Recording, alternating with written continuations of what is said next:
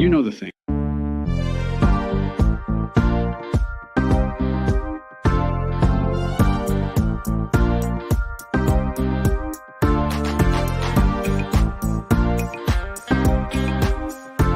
Who else is a more patriotic American than these fine folks? I mean, other than maybe Colonel Sanders, because his chicken is tinger flicking good. Or finger sticking good.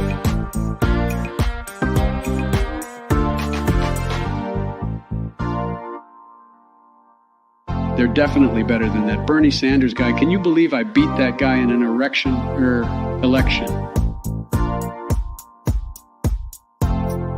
I am Joe Biden, Bo Jiden.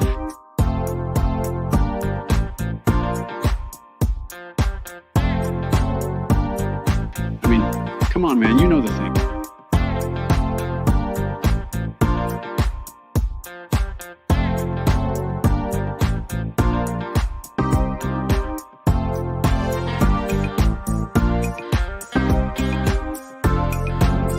As the President of America, I just want to say Jim Jar are cool cats.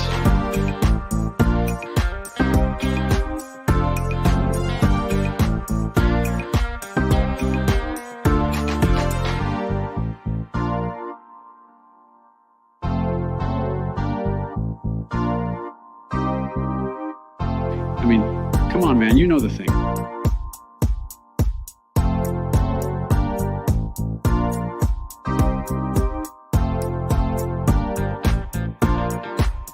As the President of America, I just want to say Jim Jar are cool cats.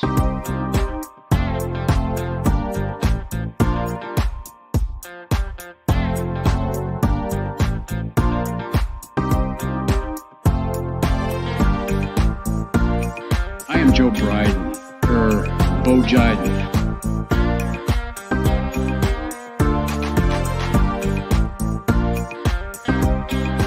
Anyways, I gotta go. I have to go to deliver some tanks or something to that President Zelensky guy. Peace out, hooliganies.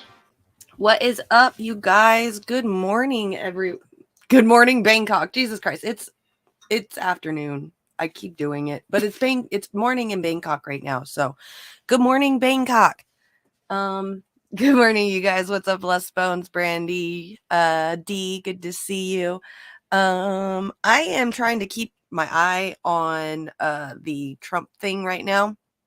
So that's what I've been having some of that stuff on in the background, all that fun stuff. So I got that going on in the background. So we'll see how that goes. But definitely going to be covering the see if Trump gets arrested today. I don't know. You like the intro? I just made it this morning. Oh, I can't wait. I want more. I need more. But yeah, we're going to be keeping our eye out on that today. So we'll see how that goes. Like I said, I don't know. We'll see. They're saying that he might, he might be arrested. Then there's people out there on Twitter saying that it's not going to happen. You got the statute of limitations, all that stuff. So we'll see what happens. What's up, Shake and Bacon? Did you see the intro? Oh, I love it. I stole it. It's mine. All right. Who else is here? All right. Sorry, you guys. I was reading chat this morning in Twitter. I was all up in the chat. All right. So while I've got this Trump thing going on in the background, I can get started on some new stuff. I got some interesting things I found. But first, so if you guys saw the intro, I'll I'll get it played right now, so you guys can see. I want more. This is the video that I got it from. So if you guys saw my intro and you guys heard like the little what do you call it? The little sound bites that were in there. That is from, sorry, I'm trying to open it up and I'm just having the worst time right now doing it. And I just realized why I don't have my split screen on. Okay. So my intro has little audio pieces of Joe Biden, and I really I saw Shake and Bacon made this morning, and I thought it was really awesome. So I took this like tidbits and snippets from it and added it into my yeah, exactly, Desert. Come on, man. Yes, contribute. Yes, I know. I need to put. I went to put because on the intro it says like that my brother is the music by my brother. I was trying to put like whatever you did in there by you, but I couldn't figure out what to put in there because I started with Chat GPT and I was like, well, it's not really Chat GPT, and you said it was some kind of AI thing, so I got to figure out a perfect word to put in there, and then I'll put your credits under my brother's credit at the top in the intro. But so, okay, here is the video that Shake and Bacon made this morning that I took it from. And dude, I cannot tell you enough how freaking cool this is. I am Joe Biden, Bo Jiden. I mean, come on, man, you know the thing. I just want to say something of utmost importance. Les Bones, Jimmy, and Warren, these are a bunch of amazing people. Who else is a more patriotic American than these fine folks? I mean, other than maybe Colonel Sanders because his chicken is tinger flicking good, finger sticking good. They're definitely better than that Bernie Sanders guy. Can you believe I beat that guy in an election? Anyways, as the president of America, I just want to say Warbones, Laren, and Jim Jar are cool cats. Anyways, I got to go. I have to go to deliver some tanks or something to that President Zelensky guy. Peace out, hooliganies. Peace out, hooliganies. Oh, that is so goddamn good. I don't know what I have done in my life to deserve that. I fucking love it. It's great, right? That shit was awesome. I was like, dude, I put it in the chat. I was like, one, I want to, what was it? I want to play it on my show. And two, I want to take some of those sound bites and I want to add those to my intro because that is the shit. So go check out Shake and Bacon if you guys want to see the actual video of it, so you can give him some views. He actually, am I allowed to give your YouTube away? Shake and Bacon, because I don't want to like give it out to people to start subscribing to you if you want to keep that hidden, because I know there's like some older videos in there of you too, so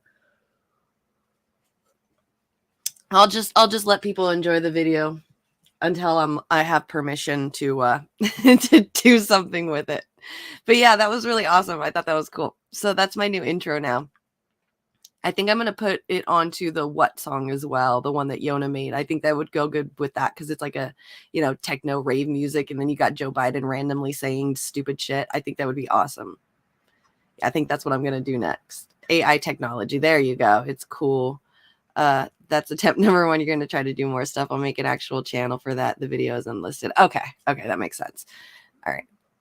So yeah, we're going to have some new stuff, and I'm so excited. I think Unicorn just kind of Shake and Bacon. I think Shake and Bacon just kind of fell into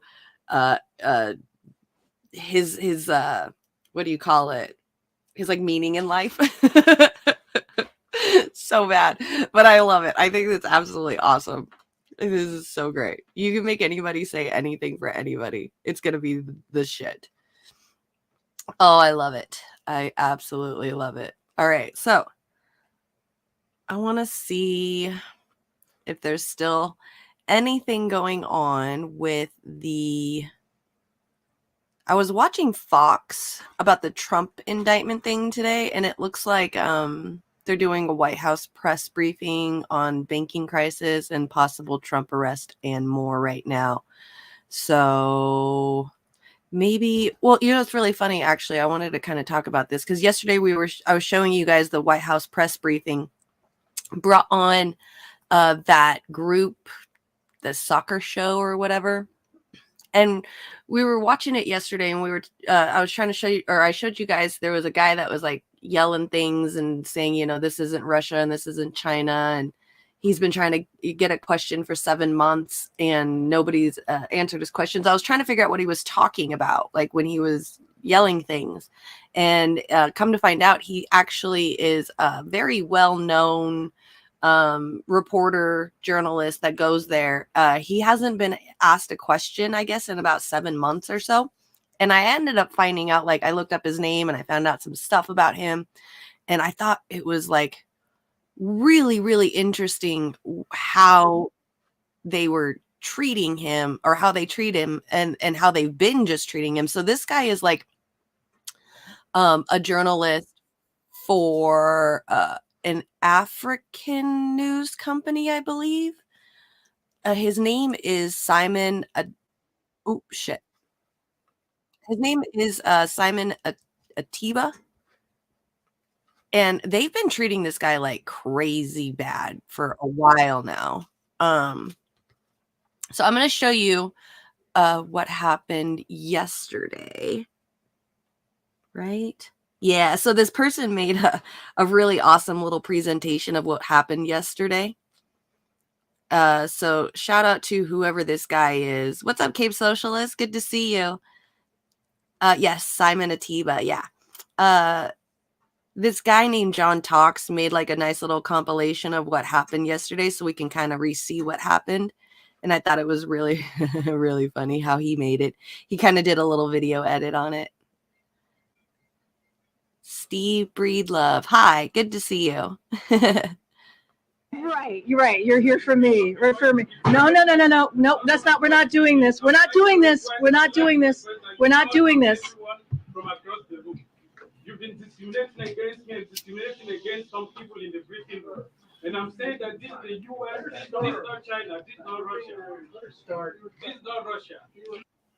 Okay. What you are doing, you are making a mockery of the First Amendment. So that's what he said yesterday. You're making a mockery of the First Amendment, which, you know, free speech. Yeah. If they're only picking and choosing their favorites to talk to or to ask questions to them so they can take easy questions or, you know, pre-approved questions, then absolutely it's a mockery of the First Amendment. This guy is not from America and is getting like firsthand treatment of how Americans are actually really treated.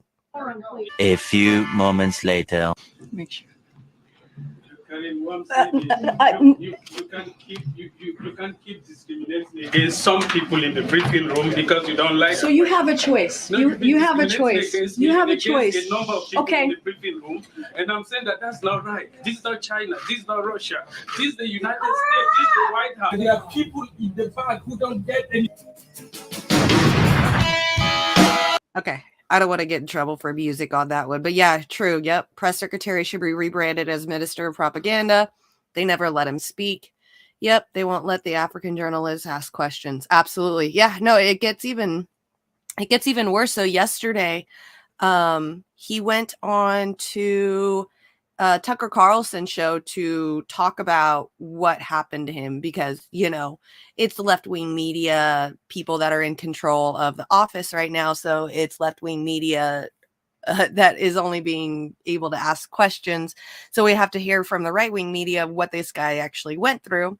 So here's Tucker Carlson actually interviewing the guy himself. I want to know what a complete sham, what a fraudulent, grotesque perversion of reality the White House have become. You should see what happened today. I'm going to skip it to when he gets on because, you know, Tucker, he likes to go off like he's Mr. Innocent, and they didn't do it when Trump was in office either. So here you have the White House press secretary, whose job it is to answer questions from journalists on behalf of the entire American population, hijacking the event to promote a TV show, and then screaming at a guy who wants his questions answered. And then the other shills in the room don't take the side of their fellow journalist, but take the side of the lady at the front to whom they were. I know it was a good song, but I'm going to get copyright striked for sure. Trying to shut down Simon Atiba. Who did that? Well, this is a partial list. That would include Jeff Mason of Reuters, who should be ashamed, Brian Karam of CNN, Associated Press correspondent Zeke Miller. He even apologized to the press secretary later in the press conference. They, again, should be ashamed of themselves. And previous generations of reporters would have turned on them. Really, you're taking her side? She's a liar? Your job is not to suck up to power. It's to serve your viewers and readers by getting to the truth. But instead, they piled on Simon Atiba. Really the most revealing moment maybe ever in the White House press room. We are honored now to be joined by Simon Atiba himself. Simon, thank you so much for coming on. We're really glad to have you. What prompted, you seem very frustrated there. What prompted your exchange with the press secretary? Yes, thank you, Doctor. Thank you for having me on your show. I'm grateful. You know, the First Amendment protects the freedom of speech, the press, and assembly, and the right to petition your government to seek redress. And that First Amendment says that I have the right to ask questions, to do my job, and the press secretary doesn't need to like me, date me, marry me, have 2 black children with me. She doesn't need all that. She doesn't even need to like my accent, doesn't need to like what I look like, where I come from. They look down on me. They don't respect the First Amendment. And so what has been happening in the White House is in the past 7 months, I've done all the right things. I've not been called on. I've gone to her office to seek a meeting. She said that she will meet with me next year. I've sent questions about the Nigerian election, about the problems, challenges in Africa.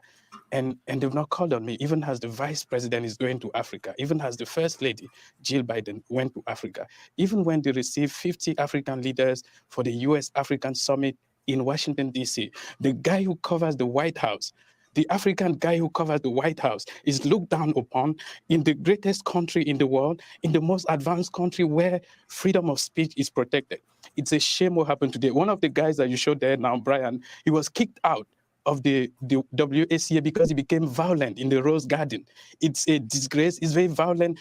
He attacks many people. It's a shame. What happened to me today, it's a total disgrace, and it's happening in the Biden White House. And when it happens to Jim Acosta of CNN, because they respect him, he's white, he works for CNN, I'm black, I'm African, I don't have money. They look down on me. I don't have the opportunities that they have. And they don't treat me the same way. I need to do my job. The freedom of speech and the press in the US allows me to do my job, and that's the only thing that I'm trying to do. And they are stonewalling me, trying to help Karine Jean-Pierre, and it's a shame. Yeah, I agree with you, Steve. You could tell this guy is really upset, like genuinely. And it just goes to show, that there's still racism, even in the White House, like this, like true, pure, example of racism, not letting the African ask questions, not even like whatever Jean-Pierre or whatever her name isn't even going to meet with him until next year, says in 2024. Like that shit it's really sad to see how, I see it happen on both sides, obviously. Whenever whoever's in office, the opposite side media gets treated like that. But it's really sad to see it in this kind of perspective too, that the still, racism is ever present still. So yeah, exactly. Even the blacks. Yeah, that's what I was thinking too. I was like, God damn, like, if anybody that's a press secretary is going to talk to an African journalist, it's going to be an African descended press secretary that would want to talk to them more. But it just shows the imperialism that, she just wanted easy pre-approved questions. She didn't want to ask or answer any of the tough questions. And she didn't want to have to talk in front of other journalists about Africa, probably because she didn't want to have to get that, situation involved, or she didn't want to have to talk about it and discuss it in front of all those journalists, so that way it would be on the media later on in the news. She wanted those easy questions, not talk about Africa, leave it alone. But they're obviously dipping their toes in Africa still, so they can go and treat Africa the way they want. But when Africa actually makes it to America, so that way we they can say, hey, we don't like what you guys are doing, we completely ignore them. So racism. So it's good to see you too, Sam Cedars King. No, I didn't quit. It was just I had the snowstorm and was trying to get things back to normal around here. Today is a big day. I'm keeping my eye on it. So far, nothing yet. I've got my eye on Fox News. They're the ones that I'm watching. So, yeah, exactly. He's not in the state media club. So here's I found this. This was from 7 months ago when Atiba tried to ask a question as well on this one. And what's really interesting about this is, okay, so this is from Forbes. Yeah, he had the same issue with Psaki. Yeah, this is him with John Kirby as well. So I guess this guy John Kirby was talking during the White House press briefing. This was 7 months ago, and he's saying that the title of it from Forbes is "You Need to Be More Respectful." And then Kirby chides a reporter for calling out a question. But if we sit here and we actually watch this, all right, like from the beginning, why do I hear it coming from my computer?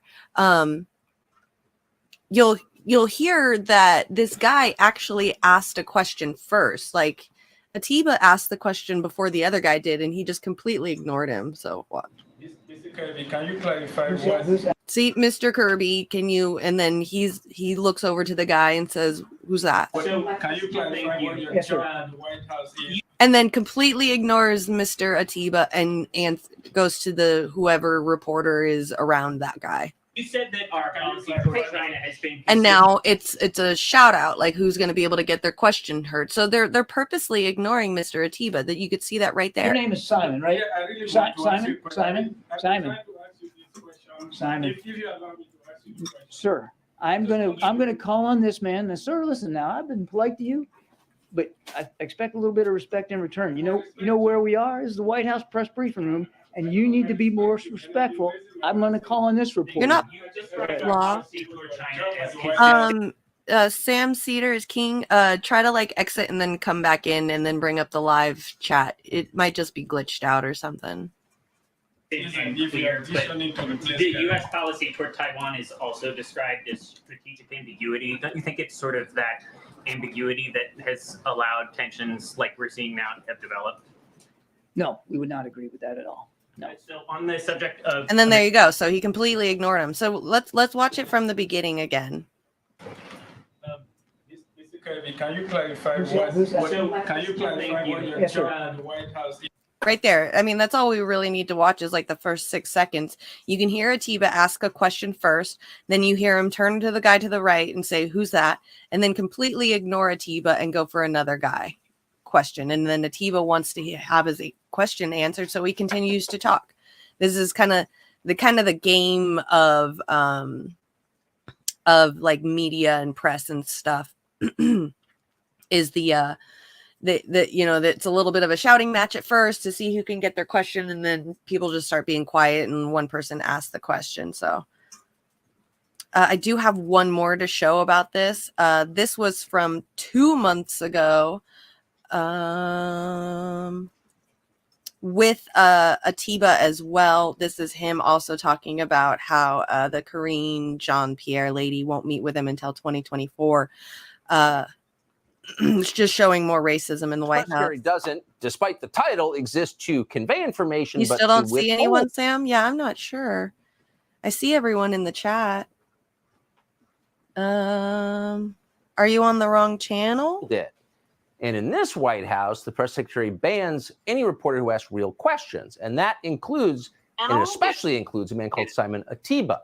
Simon Atiba is the most famous and we would say finest reporter in all Africa.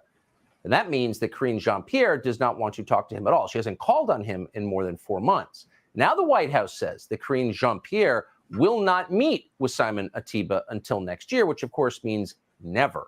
Simon Atiba is with Today News Africa. He joined. Yeah, Sam, you're on the Image Productions channel. I just throw that on the. I throw this live stream on my little side YouTube channel, just so in case YouTube decides to you know, throw my show or throw KRTD away and trash it forever. It's kind of like a backup. So if you go to KRTD Media, that's where everyone is at right now in the chat. You're in the Image Productions one. Sorry about that. I try not to share out my Image Production one, like I said, because I'm just trying to keep it for a oh, it looks like I'm on my Jimmy Saves World one too.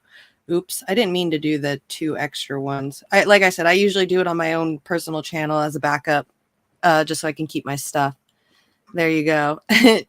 So yeah, go over to the KRTD Media. Oh, you just want to talk to me and Gamer? Okay.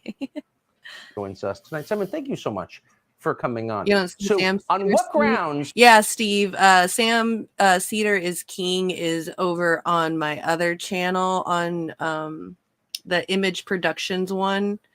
That's like right there, but it's not my Twitch, it's my YouTube. So like I said, I stream to my personal channel on my YouTube, so that way I've got the backups. But he's over there. I think he's coming over here. I'm not sure.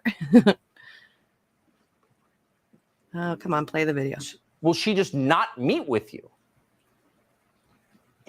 First of all, thank you for having me talk course. on your show. It's the most watched show, and I'm always glad to be here. You know, as the voice of Africa in the US, I love the US. I always love freedom. I love democracy. And even if you paid me $100 million to move to China, I will not move to China. I would like to be in the US because the ideals of the US is the ideals, those are the things that I love, and those are the things that most African also love. I feel like Karine Jean-Pierre, she has no clue what's happening in Africa. She doesn't understand that China is expanding and also spreading disinformation and misinformation against the US, that they are competing against the US. Competition is good, but then when competition comes with destroying democracy, and that becomes a problem. And she doesn't know that. That's why she discriminates against me. She's not called on me for the past 4 months. And so last week I tried to meet with her. She told me she will not meet with me until 2024, maybe. And see, he sounds like he's even doing quote unquote like American good work. He's just saying right there that China's interested in Africa, wants to work in Africa. Competition is good, and he was trying to try to get something from us Americans in the White House of what our opinion is of China trying to take over Africa, and she won't even answer it. She doesn't want to have to answer it because it's not on the top of the list right now. It's all about Ukraine. It's all about all these other things that we're doing. Africa's not on the top of the news list right now, so they don't have to answer to it. They only want to talk about that kind of stuff when they're ready to talk about that stuff, when they're wanting to do something about that stuff. That's why. Other than that, it's keep it on the down low, keep it down. So yeah, exactly. They won't call on him because he challenges the State Department's narrative. Yeah, that's what they say. That's what they're saying. I mean, even Tucker's like, this guy's great. So, oh, thanks, Sam.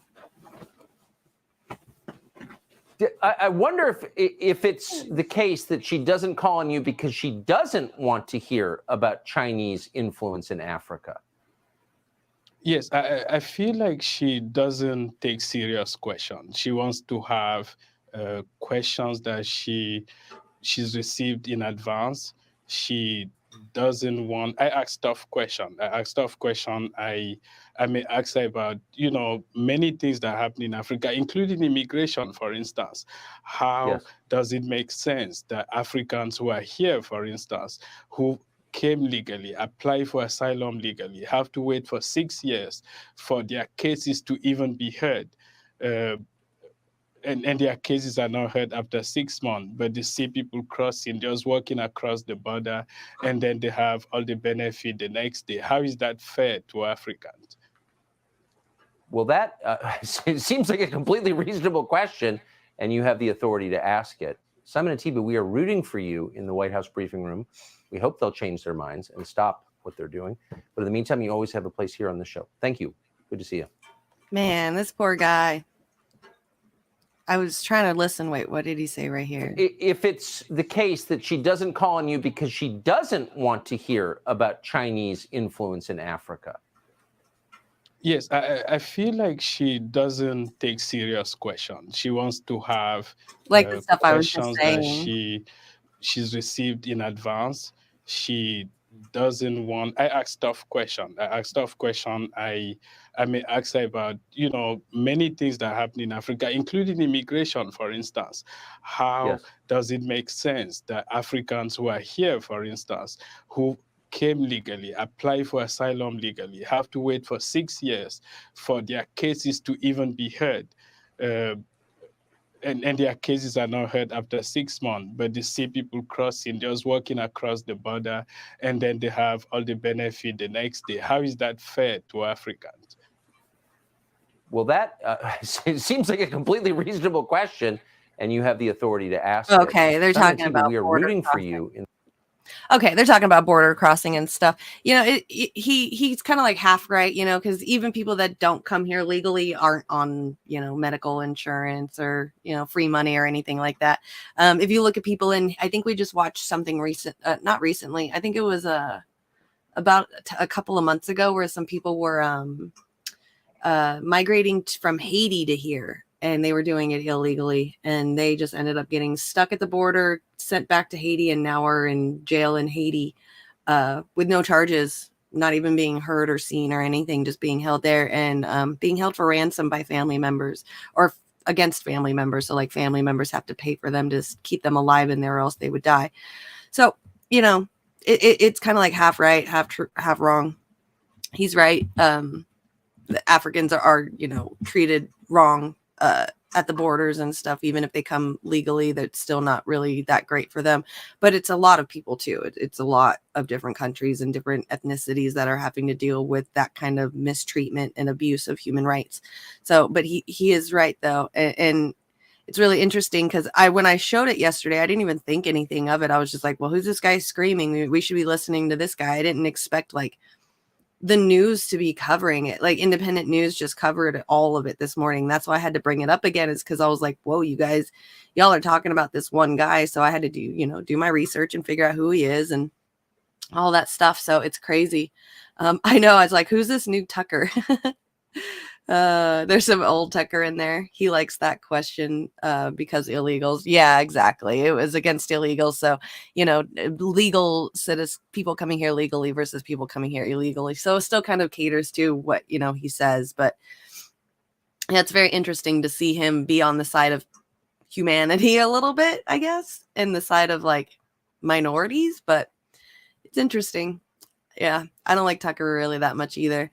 But, when it comes to like people running in office, so like your presidency and the Congress, the Senate, and the House, whoever's in charge of that, I usually tend to watch the news of the opposite because usually the news of the ally of that are very close-minded and one-sided. And especially now with CNN and all of them, like I always try to watch the news a little bit to kind of see through the lines, read between the lines of it.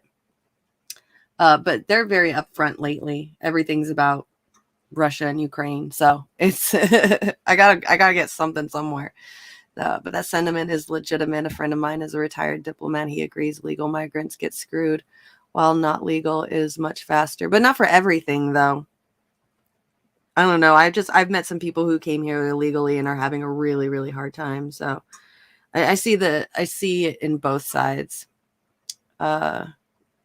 He was a passport visa official in India and Pakistan for first half of his career.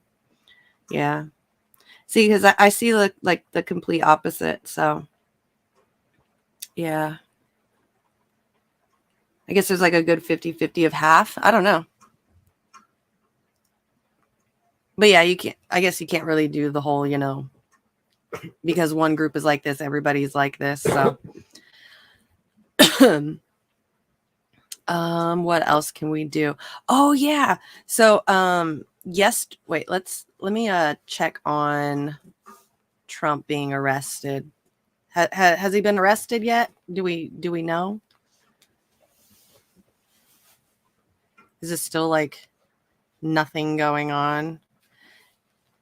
See, it's hard to find like which one, because everything has, a picture of Trump. He's going to be arrested today. Here, like I'll present this to you so you guys can see. Like, is Trump going to be arrested today? But then you like hover over it and it's nothing. Like it's not anything. That's why I was watching Fox, but it looks like Fox went off the air. And they don't have a lot of people watching them, so usually something's going down when there's a lot of people watching. So there's 3,000 watching this one. Trump indictment possible. Trump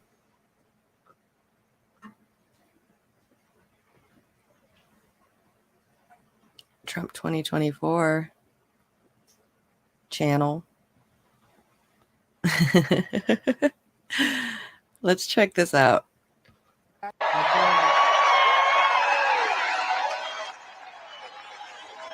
Is that him live? No, that was him at CPAC. That's not even him live right now. See, that's what makes all this stuff so hard, is like trying to find the good thing. Cruise missiles late Monday night. The cause is still unclear, but it came just 2 days after Putin. More Ukraine stuff. Trying to send two important messages both of the way. Let's see if we back it up a little bit. I don't know. Yeah, it looks like nothing yet. Trump waits out grand jury as New York braces for protest. From 9/11, we've had, I'm dating myself, but the old mafia bosses such as John Gotti and all those other guys. I mean, there were some big time court cases down in Lower Manhattan before. I'm not really worried about that aspect of it. And you know what? This might even pale in comparison to some of those terrorism cases way back when, about 15, 20 years ago. So I think that this is going to be pretty muted. I mean, there was a very small group of people outside the court yesterday. So I don't anticipate anything really terrible happening. But like I said, you have to be prepared for the worst. Of course, definitely. All right. Well, Joseph Jackalone, thank you so much for joining us as always here. Anything you want to add about all of this before I let you go?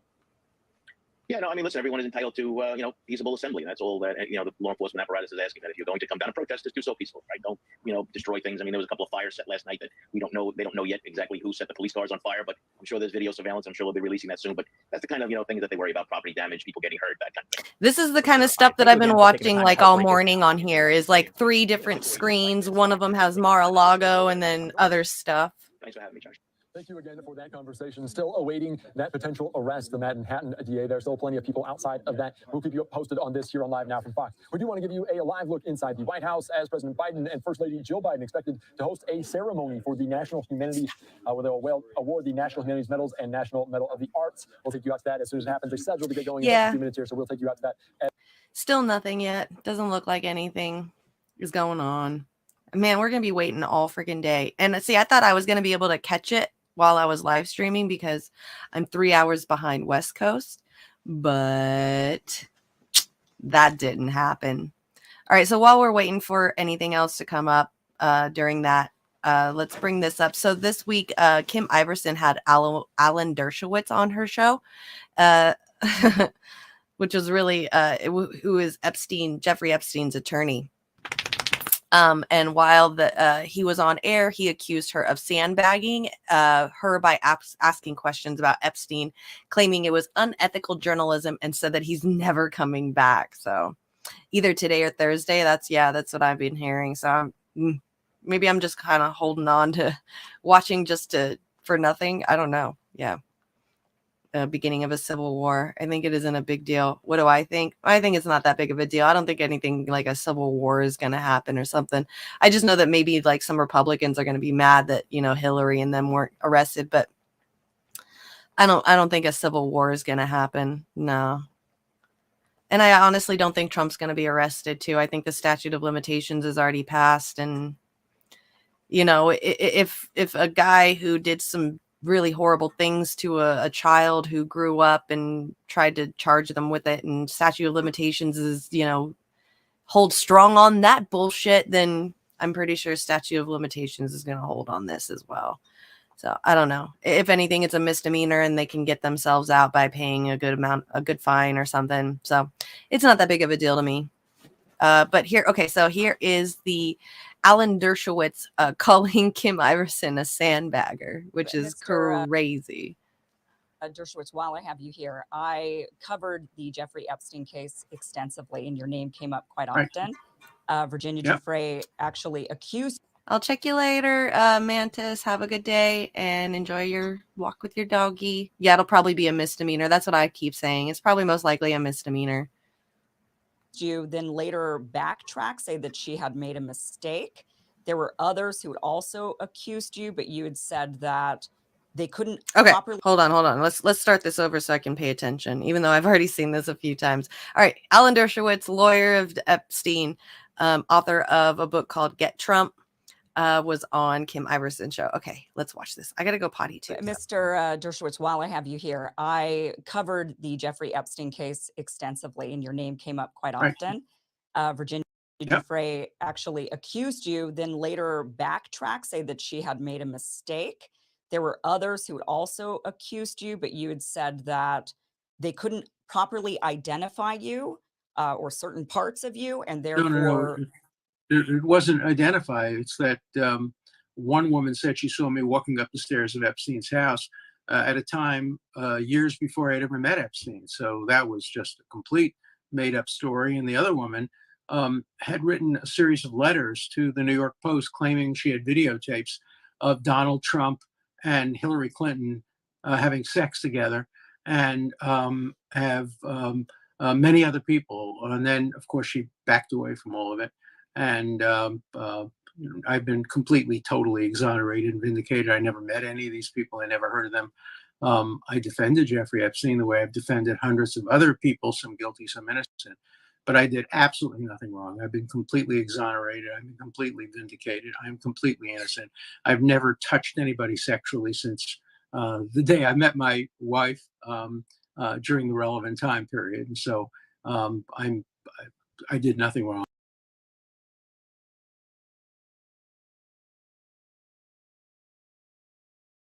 Why do I keep doing that to myself? Does anyone know how old his wife is? I'm just curious. And nobody who Exactly. This is super awkward. I know. It's so gross. This old knack. You know, Dershowitz is always going to lie about this, hence why it makes no sense to even talk to him. Yeah. has ever accused me has done it with any evidence or any credibility. So I'm happy to go on with my life, let them go on with their lives, but Right. categorically, unequivocally, I did nothing wrong. So you do admit that you did receive a massage at his mansion?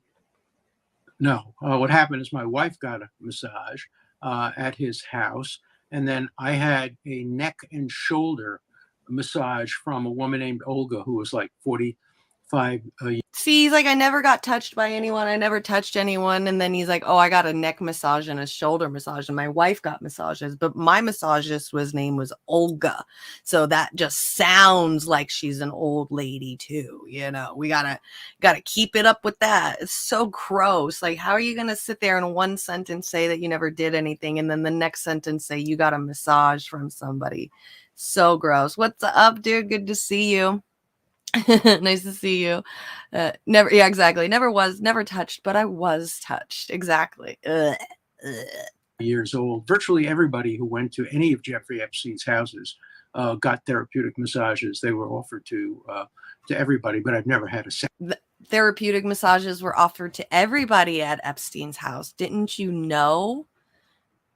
God, how is that? How is he not incriminating himself with this stuff?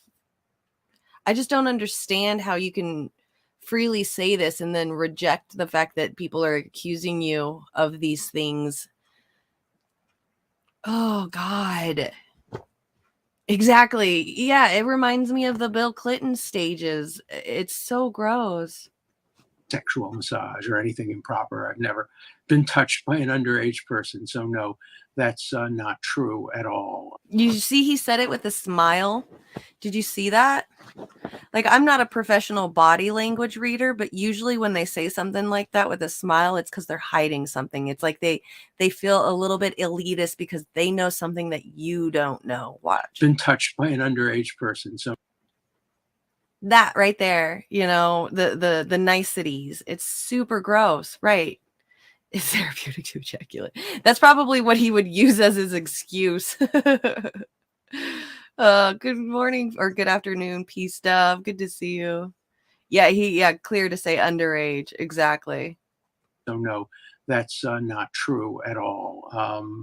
Okay. What else? You have Now- anything else you want to throw at me? Anything else you want to throw at me? All right, here comes the Okay. Just a I couple more did. things. Okay. Just a couple I more did things. absolutely nothing wrong. Yeah. Okay.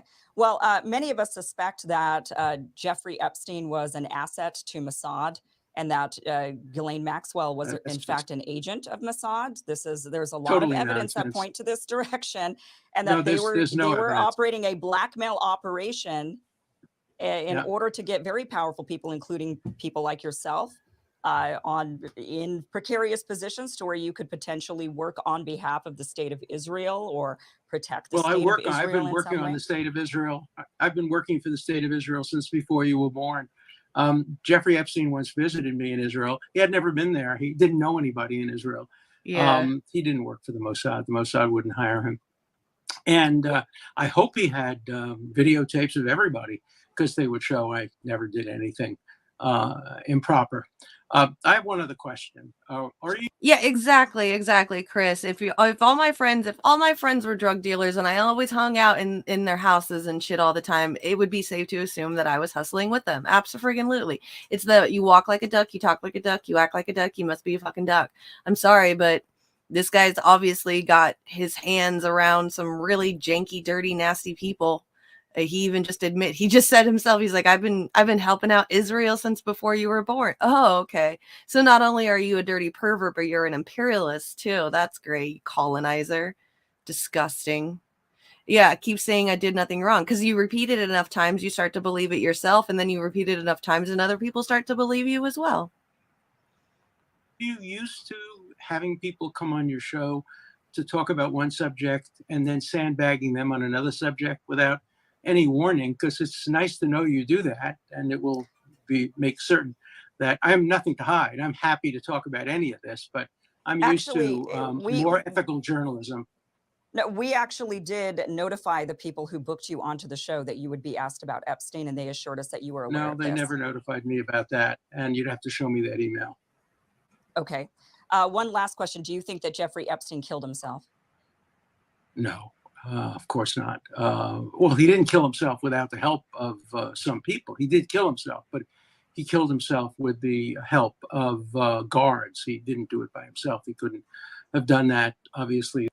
What in the hell do you think Jeffrey Epstein could have offered these guards to sit there and not watch him and turn off cameras while he offed himself? Like, I'm sorry, but if you're just a random guard working at a random prison, it just doesn't make any sense to me how he thinks that the guards were making sure that they weren't around when he did this to himself, and they were just, like, as a human being.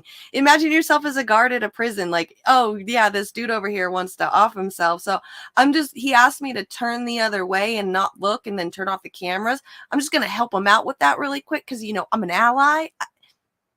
It just doesn't make any freaking sense to me how that is the excuse that he's giving.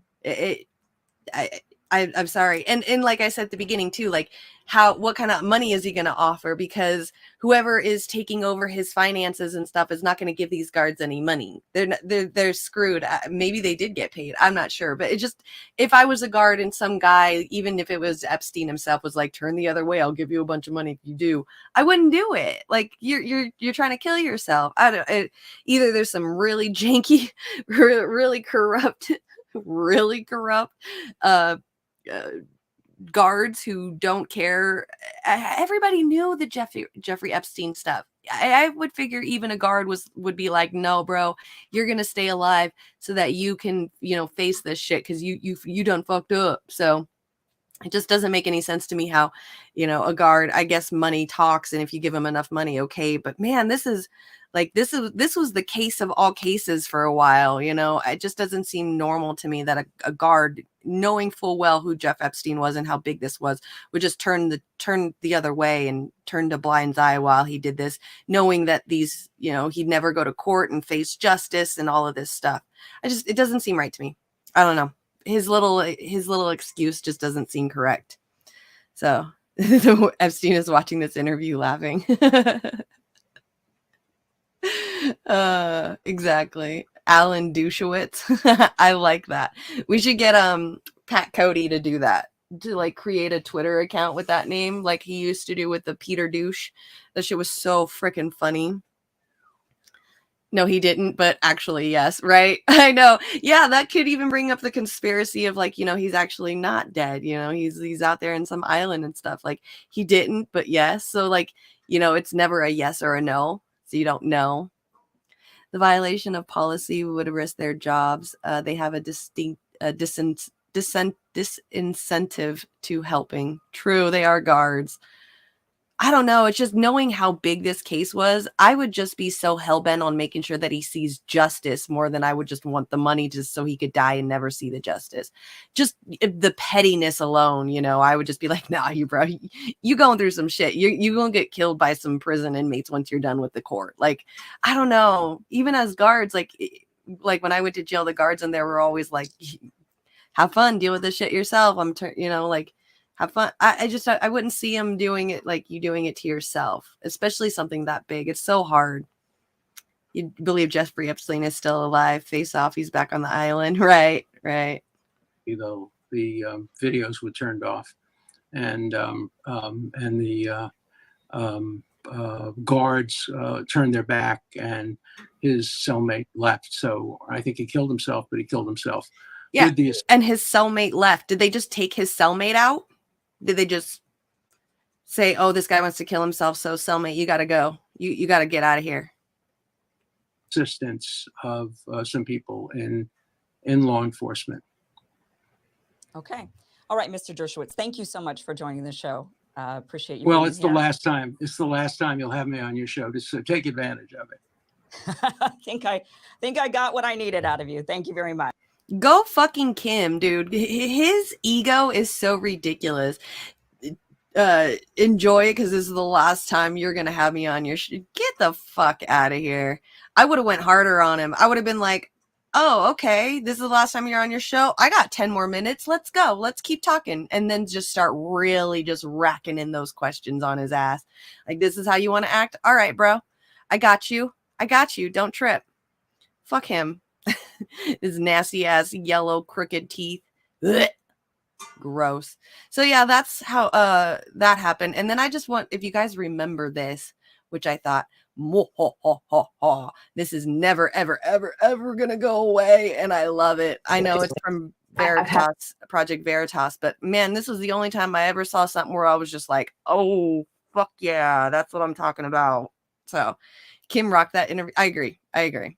She did good. She held face. She was very professional. And then I like the little smirk at the end. The well, I got what I needed out of you. Like, go girl. That's what I'm talking about. Slay queen. She should have made him quit long ago. Right? Exactly. So I thought this was really cool, just so we can have a little reminder of, Amy Robach, ABC News anchor. This chick was on The View, okay? She was a regular host on The View. That's how, normalized in people's living rooms she was for a while. She was all over, the morning women mom show, reality show stuff in the morning. So here's what I know you guys all remember this, but here's what she had to say about Epstein. I've had the story for 3 years. I've had this interview with Virginia Roberts. We would not put it on the air. Yeah, exactly, Chris. They're shitty, but a clock is right twice a day. So, and this was kind of what they did with this. I was like, damn. All right. First of all, I was told, who's Jeffrey Epstein? No one knows who that is. This is a stupid story. Just kidding. The cellmate came back. Then the palace found out that we had her whole allegations about Prince Andrew and threatened us in a million different ways. We were so afraid we wouldn't be able to interview Kate and Will that also quashed the story. And then Alan Dershowitz was also implicated in it because of the planes. She told me everything. She had pictures. She had everything. She was in hiding for 12 years. We convinced her to come out. We convinced her to talk to us. It was unbelievable what we had. Clinton. We had everything. I tried for 3 years to get it on, to no avail, and now it's all coming out, and it's like these new revelations, and I freaking had all of it. I'm so pissed right now. Like every day I get more and more pissed because I'm just like, oh my God, it was what we had was unreal. Other women backing it up. Hey, yep. Brad Edwards, the attorney, 3 years ago, saying there will come a day when we will realize Jeffrey Epstein was the most prolific pedophile this country has ever known. And I had it all 3 years ago. Right, exactly. Access journalism is exactly what that is. She had it. It just goes to show more stuff of people hiding things. And that's why a lot of people like Chris, and, sometimes even I believe it too, that he's still alive, there's so much secrecy behind all of it. I don't even understand how there couldn't even be the theory of him being alive out there as well. Cause yeah, it's just, there's the proof. Yeah, exactly. Wow, Amy. She had this 3 years ago. The cops, turned a blind eye. The prison inmate left.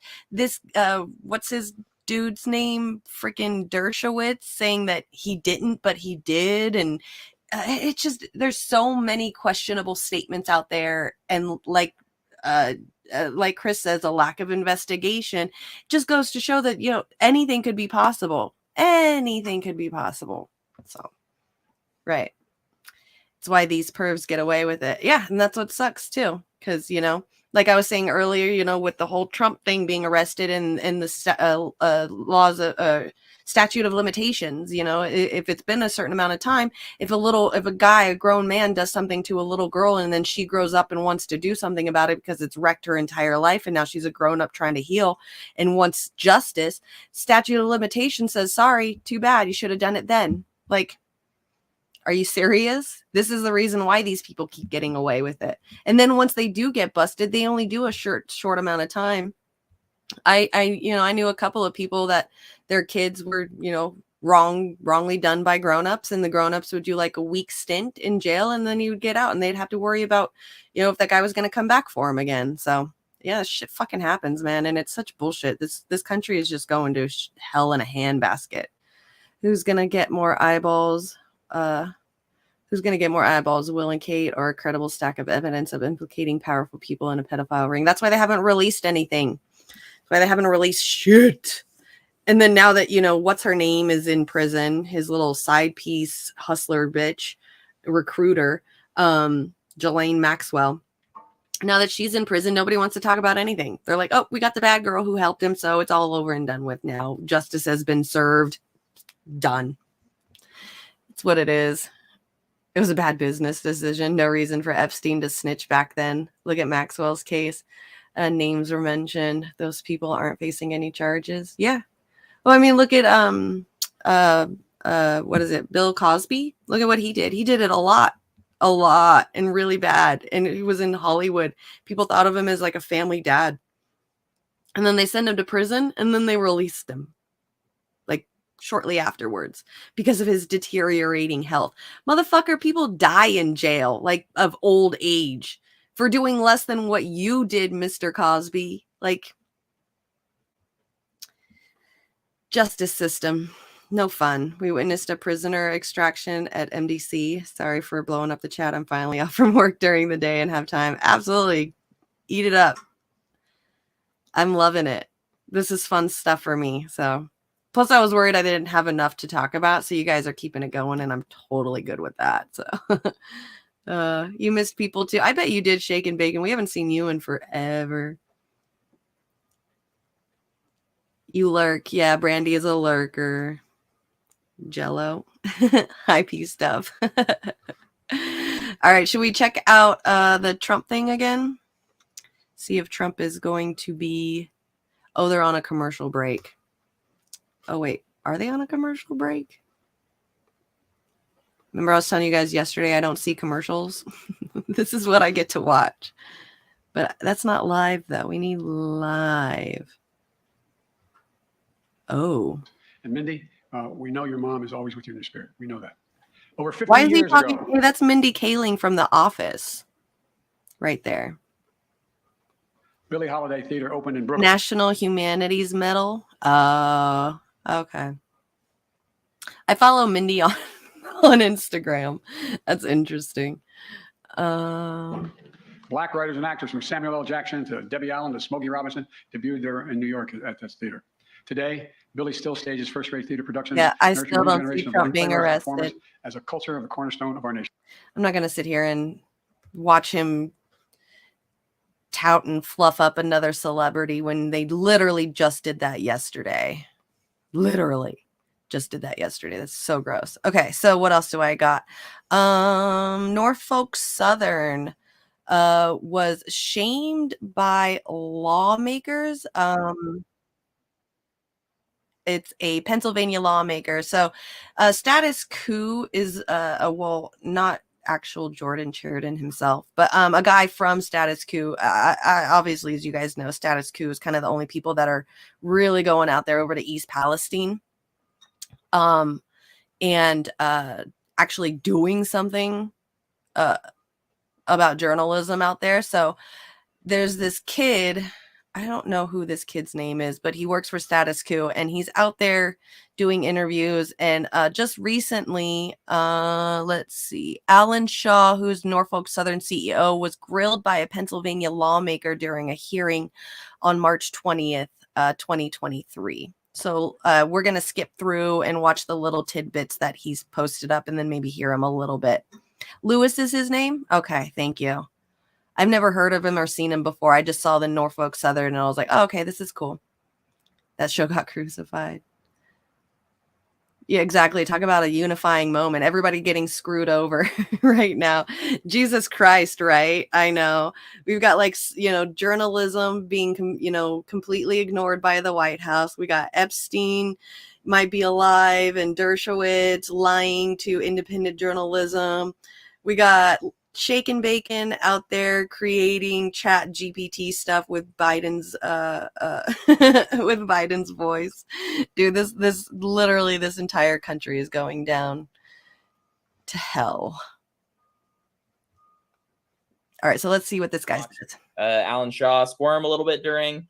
We also had him not being able to provide specifics on basically anything. Without further ado, though, let's get into some of these clips and actually break down everything that happened in this hearing. And so the decision made by Unified Command under the direction of the incident commander was a controlled vent and burn. If I could just clarify something here. So I joined the Army in the 80s. I'm an old soldier. And in that environment, we were all trained in nuclear, biological, and chemical warfare. And any chemical release was never called controlled by any of us, because there's atmospherics, of course, that weigh in and determine or direct the course these winds will blow, or the moisture air might take it. We don't control atmospheric dispersion. We could guess at it. So I can't accept any idea that any of this was controlled. Once something is set loose, it's up to the elements. But Senator Muth has a brief question. Yeah, since you're on this line of questioning, I just need you to clarify, Mr. Shaw. You said that the incident command person was the local fire chief, correct? The incident commander, which led Unified Command, is the local Fire Chief Drabeck. Yes, ma'am. So the local fire chief led the entire operation on the ground, including the decision of the burn.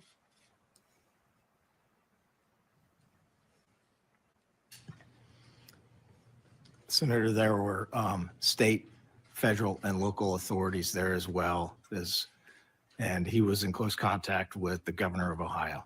So first off there, we have Senator Mastriano pointing out, number one, that nothing about this was a controlled vent and burn, relating it to some of his history in the military. But also, I mean, you go talk to any resident, you go look at some of the drone footage that was actually exclusively provided to Status Coup by resident Corey. Yeah, I don't understand how these guys think that there's this burning of this stuff was controlled. I'm sorry, but unless you control the entire atmosphere and where the wind blows, which, you know, I know some of you guys up in the comment section are going to be like DARPA or HARP. So I understand that part, but I was just saying, in that situation, just, you know, regular sky air, you burn something in the air, you can't control where it goes unless you've got like this machine that's like, you know, really working on just that one specific area to suck. Where are you going to put it? Do you just keep it in the air? It just doesn't seem right to me with airflow. You can't control burns. That's why people, like the guy even said himself, you know, military operations.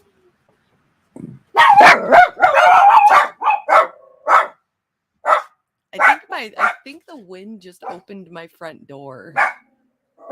It's so bad out there. But you can't control it. You can't control a burn. Babe, I think the door is opening.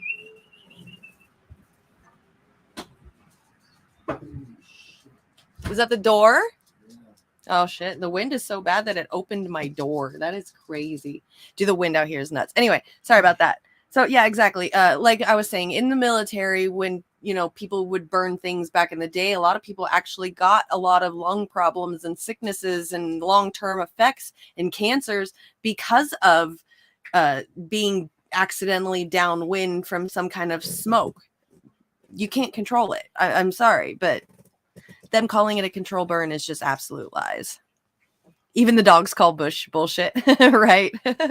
You look at any of this, nothing about this situation was controlled. Nothing about the situation was controlled. And then you get into the beginning here of the blame game starting to begin, with fingers starting to be pointed towards the fire chief. That is about to get a whole Interesting, Warren. I didn't know that. They said that it would explode on its own at a random time. So they decided, yeah, right. No, okay, sorry, I did know that. So they decided to control the time of the explosion. And that's probably why they call it a control burn. So that way it didn't explode and throw shrapnel on people, like I think they're going to say in a little bit.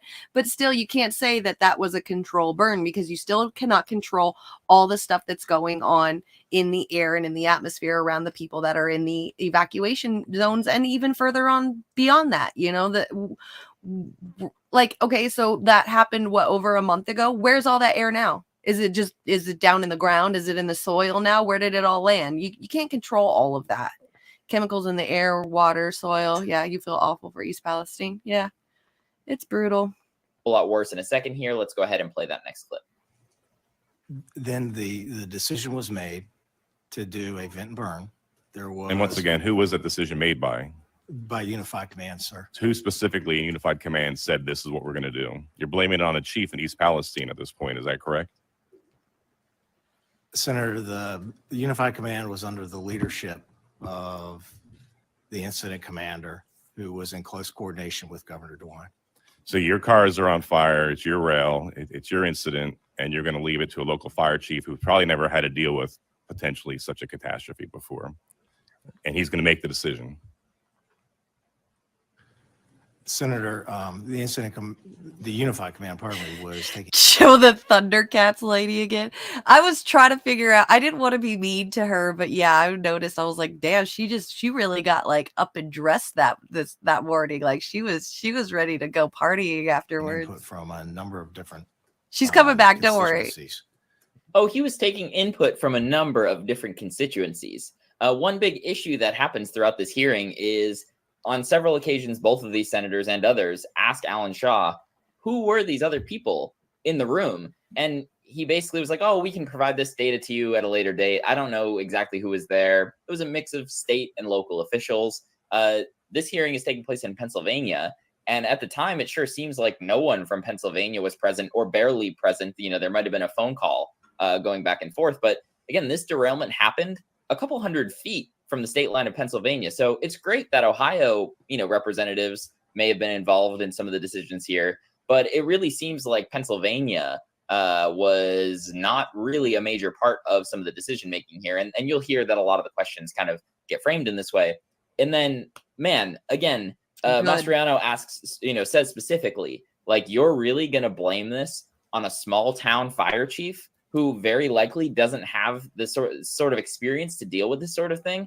That's not knocking the fire chief. That's just saying any small town fire chief is not going to have the training on these sorts of chemicals, these potential for explosions sending shrapnel across their towns. That's just not how these sorts of things should be working. You should be having an expert in this sort of thing calling the shots, being the incident commander, rather than leaving this at the local level to be decided. And the fact that Shaw is trying to place blame on this small town fire chief, again, most of the fire departments, volunteers. You're going to lay the blame on these volunteers, essentially, who can. That's what capitalists do. That's what corporate CEOs do. That's what America economy does. You blame it on the little person and screw the little man over. That's why there's that saying, like when people win awards and you ever hear like somebody is like, oh, not actually anybody that's won an award, but like people are like, their little pretend awards or something for an achievement. And they're like, I like to thank all the little people I had to step on to get here. That's what that saying is. You literally are just throwing anyone under the bus.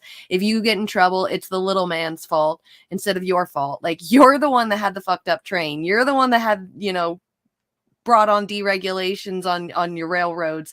This is your fault.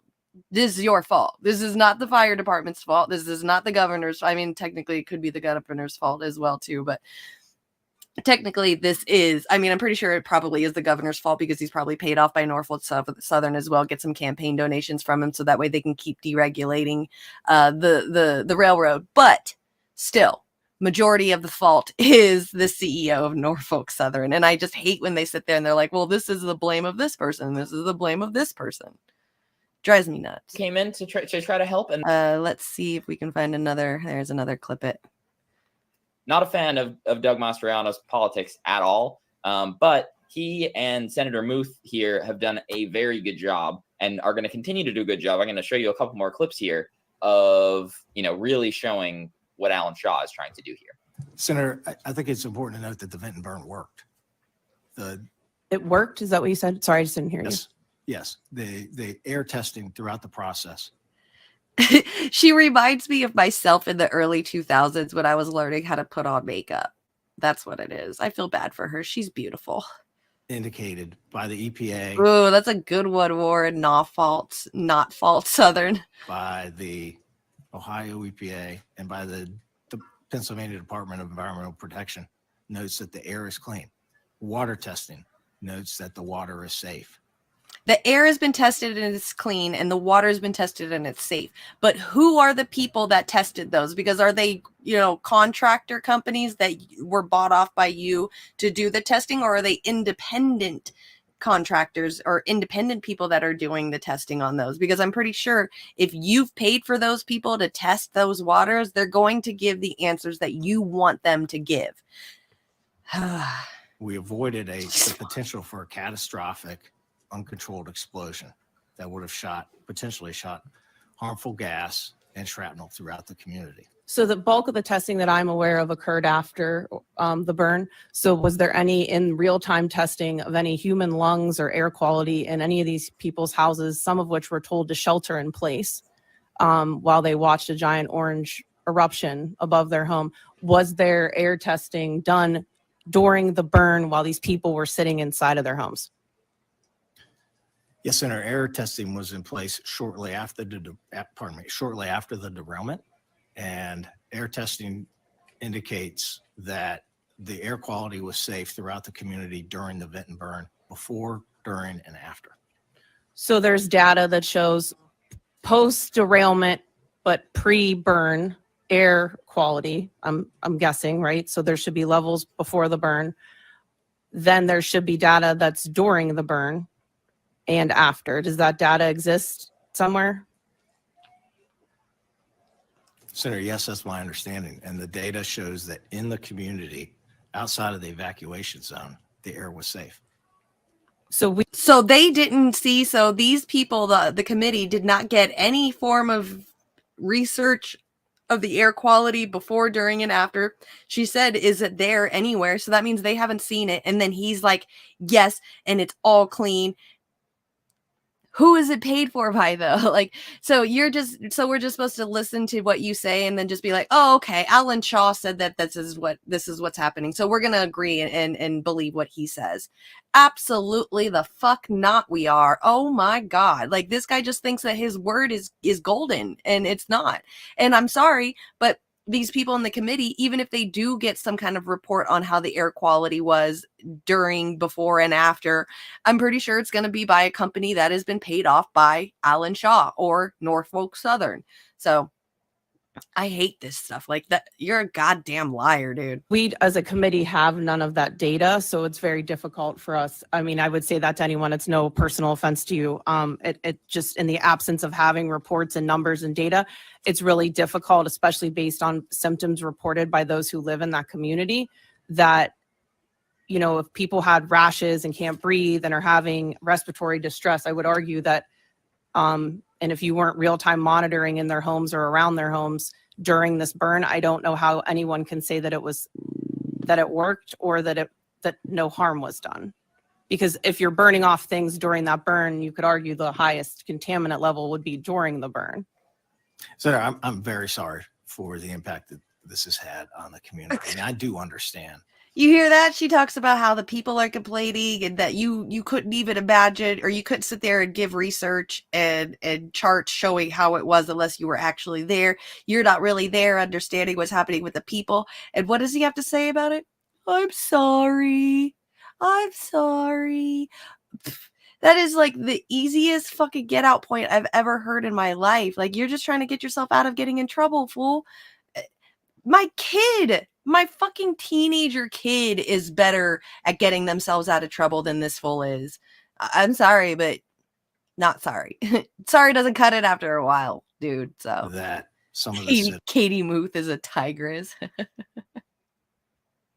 Oh God, now we got Warren simping on somebody. All right, we're gonna make some Katie Muth stuff for Warren. That's it. I know, right? Les Bones is gonna have another lady to creep on.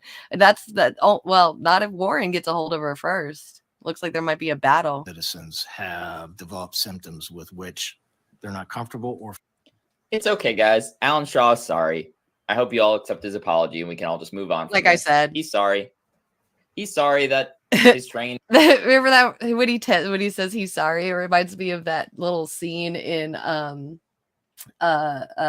Craft, the 90s movie The Craft, where the crazy witch girl was like, he's sorry, he's sorry. That's what it reminds me of. Makes me want to fucking lose my shit on him and just be like, you're sorry. I'll show you what sorry is. Exploded in this small town and was His set mind. on fire. He's sorry that, you know, all of these people are having all sorts of health implications. He's sorry that down the line, a lot of these people very well could end up with cancers and all sorts of other things, given the fact that these were carcinogens on the train, as well as carcinogens that are created when this stuff was set on fire. But Alan Shaw is sorry, everybody. So we can all just pack up our bags, move on. I don't need to cover this story anymore. Ridiculous. I mean, he's saying I'm over here talking about some serious stuff about East Palestine and Norfolk Southern, and you guys are over here talking about some chicks. So okay, Les Bones isn't gonna fight. You want to see your future, the girl that we're talking about, Les Bones? Warren's got a crush on her. Here we go. This is her. Having reports and numbers and data, it's really difficult, especially based on symptoms reported by those who live in that community. That this is Warren's new. You know, if people had rashes and can't breathe and are having respiratory distress, I would argue that, and if it's already a level of concern. It's already a level of concern. We're going to continue on with the hearing here. And so is the Family Assistance Center set up to ease community anxiety? Because if you're saying there's nothing wrong, there was no contamination or harm done, that was actually, you led me into my next question, was even the health compensation fund, why is it necessary if no one was poisoned? Senator, the Family Assistance Center was set up within 24 hours of the derailment to help folks with recovery assistance, to help folks who were impacted by it, whether that's they needed to evacuate and they had expenses associated with that. It was also to help folks who may have just had inconvenience or been impacted. And it was also designed to provide folks with information. The testing by the air and the water is done by trusted government agencies, the EPA and the Ohio EPA and the Pennsylvania Department of Environmental Protection. First off, that's not entirely other than reading your guys' comments, what I got from that is that so there's like a health center out there for people who are in like need of help that are, you know, dealing with shit. They're suffering from stuff, you know, breathing, the rashes that they're saying they're getting, the throat problems and stuff. And so this woman was your guys' Chitara. She looks like a bewitched mother. She's not bad looking. I just want to help her out with her eyeshadow and kind of like smooth out the colors, because, you know, like it goes from like the gray to the black to the white, and it's just very solid. It reminds me of the mid 2000s when a lot of us were just kind of beginning to learn how to do brat doll makeup. That's what it reminds me of. So she's gorgeous. Don't you guys go for it. Hit on it. I'm totally cool with that. I just want to help her out with her makeup. Just her eyeshadow, just a little bit, just kind of smooth out those lines and kind of make them ombre fade into each other. That's my only thing I didn't like about her. Mumra. Oh God. So yeah, so what she was saying, sorry, I'm getting all distracted now. Jesus Christ, you guys, is that why are there health centers there to help people out if nobody actually needs help? And he was saying, the Norfolk Southern guy was saying that the health centers are there to help people who are dealing with stress, you know, like mental stuff, like dealing with the stress of having to deal with it. And it's not goddamn true at all. True, especially in the very beginning. The vast majority of the testing done was by contractors that were literally hired out by the railroad. This company CTEH that you've heard us talk quite a bit about. CTEH has a troubling history, to say the least. They're oftentimes hired by big corporations like Norfolk. Socialist, you wanted your first cat to be named Chitara. That's so cool. I'm going to start a GoFundMe, and we're going to get you a little stuffed animal kitty cat. We're going to send it to Africa where you are, and we're going to call it Chitara. That way you've got your own Chitara kitty cat, because that is really cute and I love it. Norfolk Southern after they make a big mess to come in and give the appearance that everything is fine, to run tests for things that they know that they're not going to find, and tell people, look, everything's fine. We're getting these, doing these very broad tests and we're not finding anything, trying to put people's minds at ease. But Senator Muth there asked the question very pointedly, if everything's fine, why is the assistance center set up to, hopefully pay for these people's medical bills? First off, I actually haven't heard from a resident who has had their medical bills paid for by Norfolk Southern. I've heard in some cases Norfolk Southern asking, oh, do you have insurance for people who ended up in the hospital? But I have not spoken with a resident who has been reimbursed for healthcare bills as a result of this to date. That does not mean that it doesn't exist, but I've talked to a hell of a lot of people in East I agree. And I think it should even go further. Like there should be scientists and air quality testers, ground quality testers, home quality testers for at least the next couple of years in that area and around. I just do it for like all the states around. Just make sure that it's all safe everywhere. They should be doing more than what they're doing. I mean, at the beginning, I think they were only willing to give like each person $5 each in the county or in the town of East Palestine. So yeah, they should do a lot. And it's not just checking for air quality too. Like they need to clean these fucking houses, like clean, inside, outside, walls, carpet, change carpet up. Don't even use that carpet anymore. Get rid of that carpet, all of it, like ground testing of everybody's yards, for the next year or two. So is that lady married? Jesus Palestine Christ. at that point, and I think they would have told When me. you go to the region or when you go to the doctor in the region, the bill should automatically go to them. Absolutely should. Yeah.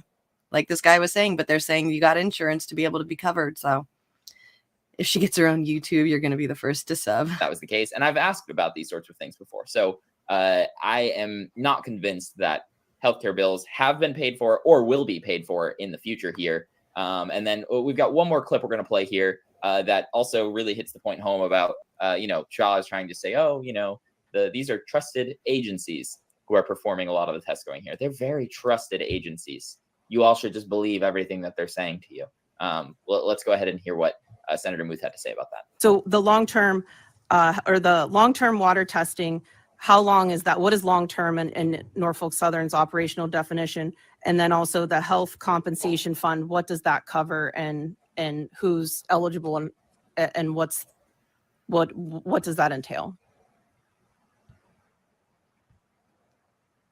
Senator, I'll note that it's also the EPA and Ohio EPA and the Pennsylvania DEP who are doing the testing as well. Unfortunately, all three of them have lied. But see, Steve, that's the problem. And I think it was earlier in the video that a lot of these people that are out there, like that are working for the fire department and stuff, or a lot of them are volunteers. So, I mean, that's who Alan, whatever his name is, Alan Shaw is blaming a lot of this stuff on, is like the fire department head and stuff. And a lot of them are volunteers. So, it is cheaper to do that, but they're getting the blame for it. So Lied about water testing before. So, but go ahead.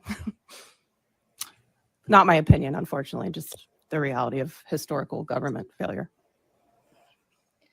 Whew, that was, again, you've heard this from me monitoring. before. You've Okay. definitely heard this from Jordan before. Unfortunately, a lot of these agencies. Yeah, I mean, even if you get like some college students that are already, training to do that kind of stuff, chemistry and things like that, you get them to go out there and intern for a while to test the air. Yeah, air quality, ground quality, do all the testing and stuff. I'm pretty sure that there's kids out there that would love to do it. That's going to suck though, because then you're putting them in the dangerous situation, because it's kind of like a Chernobyl out there, but not like, as serious. But if you think of it like that, you wouldn't want to put your kids into it. But I mean, with the proper stuff, I mean, I'm pretty sure people shouldn't even live there. They should be rehoming these motherfuckers, put them in somewhere else, give them a new home somewhere else until all of this is cleared off. This is like a Chernobyl. I'm sorry. You guys fucked up with your controlled burn. You done fucked up. Now you made an entire town not livable. Kind of like the Silent Hill movie. Y'all fucked up. Now you got to deal with it. Agencies have a track record of things going wrong, and it's not speculation. Exactly. This is chemical shit. You don't want to put your kids out there. You're like, I think that would be great to have these kids that are willing to do it. But yeah, you're right. Like, if I could imagine my own kid out there, I wouldn't want my own kid to do that, So yeah, maybe a little bit of both. It's kind of hard to, right? It's kind of hard. Yeah, Senator Moose yeah, there exactly. I think that's the best outcome is completely just relocating them, get them out of there. It's too much of a Chernobyl experience right now that even sending somebody in there while people are living there, if you're sending people, if you don't want to send people in there to test the quality because you're afraid of what's going to happen to your own family member who's going out there to test, then you just need to get the people out completely. Yeah, absolutely. Rehome them, all of it. Sorry, no, Norfolk.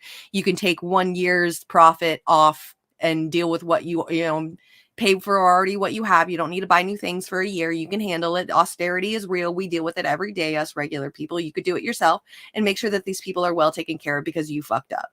Says it's fact.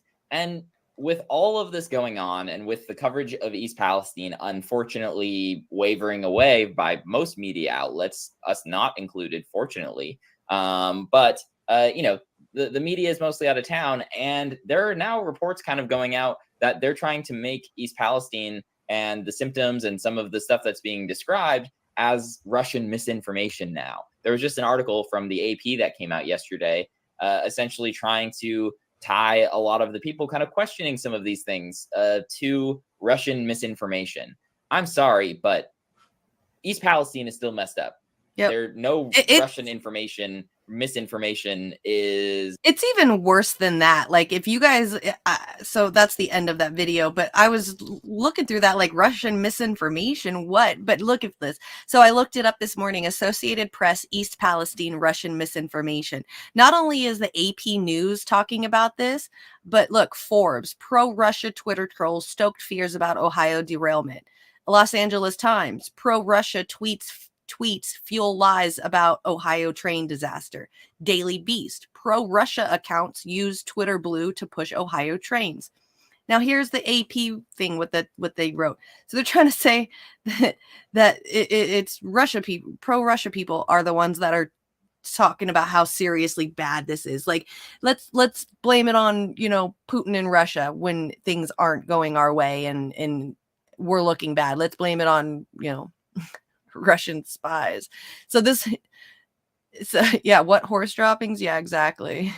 Pro Moscow voices tried to steer Ohio train disaster debate. This was released 3 days ago. Okay, so this wasn't even that long ago. Now this is what they're starting to put out into the news. Soon after a train derailed and spilled toxic chemicals, anonymous pro-Russian accounts started spreading misleading claims and anti-American propaganda about it on Twitter. Using Musk's new verification system.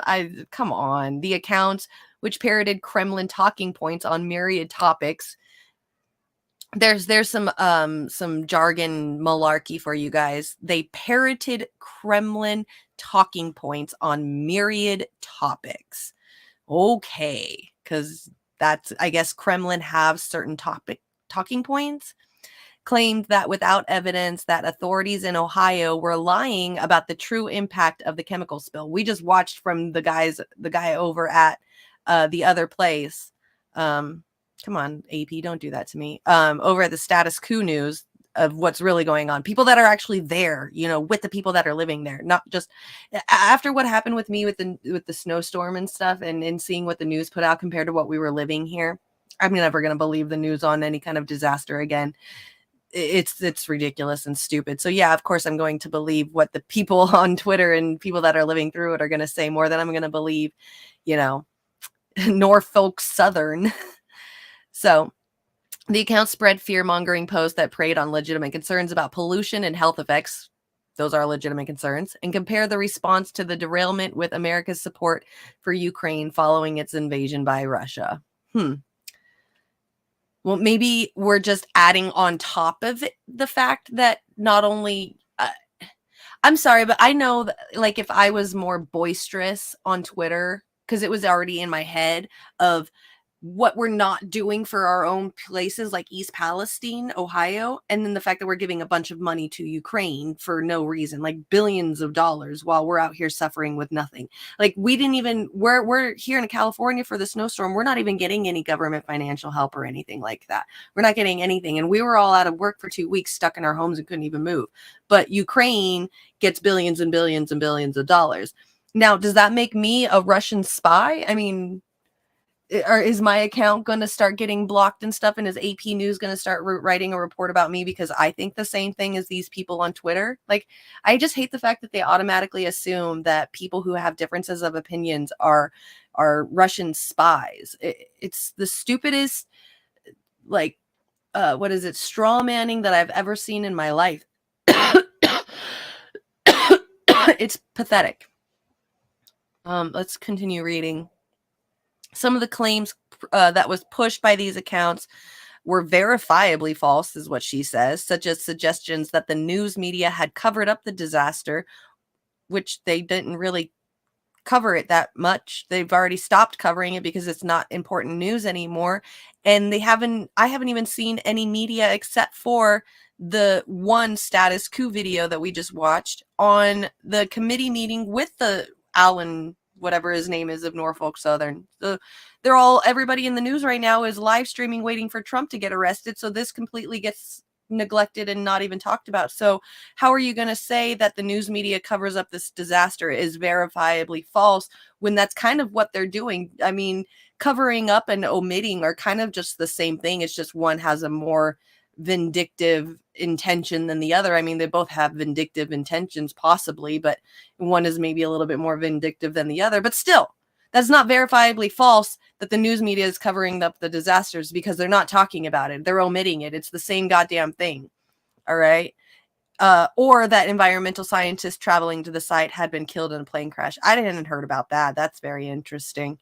But I hear that the environmental scientists that are at the site are paid off by and are owned by Norfolk Southern. So they're only going to give them their approved research opinions. So anyways, right? So many lies of omission. Exactly. Trump's emptying podium again. Yeah, exactly. That's all they're doing. What's up, Signs? It's been a while. Good to see you. You've been super busy? Good. I hope it's good busy. I hope it's good busy. Gotta roll. All right, Ed. Thank you for stopping by. Let me know if you guys are doing a show today or something, and I'll come in and hang out in the comments section. Unfortunately, this is anti-Russian propaganda. This anti-Russian propaganda is effective with 30 to 40% of voters. Unfortunately, yeah, just like the anti-Iraq and Iran propaganda worked in the 2000s with the Republicans. So, it's kind of interesting. I was just reading this morning, too, that Nancy Pelosi was against the Iraq war, but is in total full okay with this war. So it's just the other side is doing a war. As long as one side does a war, the other side can pretend like they're against the war, as long as they keep making the money. So, yep.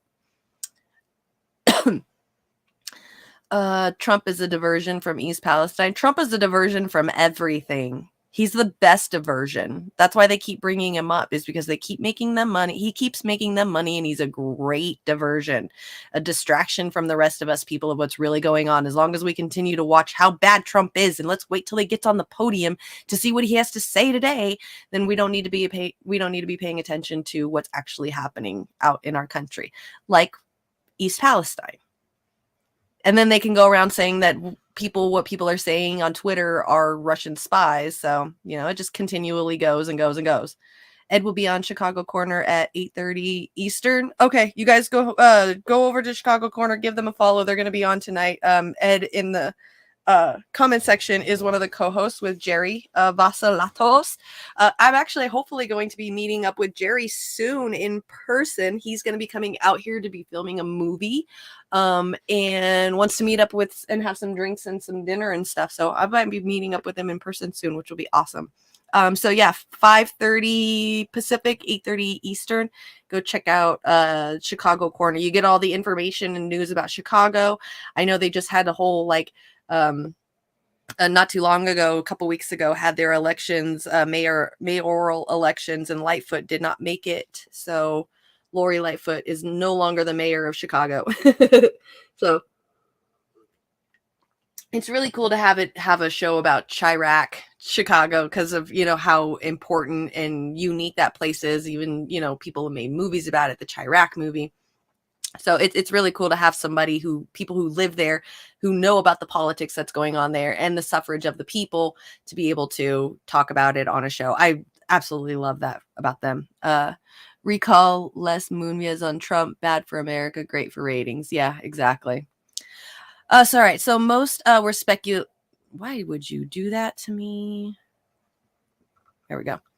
But most were speculative, seemingly designed to stoke fear or distrust. Examples include unverified maps showing widespread pollution, predicting an increase in fatal cancers, and others about unconfirmed mass animal die-offs. Mass unconfirmed. We saw it. We saw that shit. We saw the videos. We saw the fish in the water. We saw the foxes. We saw the deer. We saw that. And I'm sorry, but fatal cancers, that's what happens when you burn those kind of literally what the chemical that was in that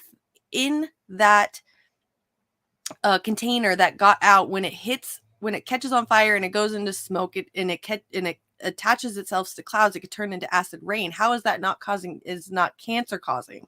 It doesn't. The unverified stuff, like, come on. Biden offers food, water, medicine, shelter, payouts of pension, of social services to Ukraine. Ohio first offer and deliver to Ohio, posted one of the pro-Moscow accounts. Jesus Christ, man. This one reporting is just so full of bullshit jargon. It just drives me insane.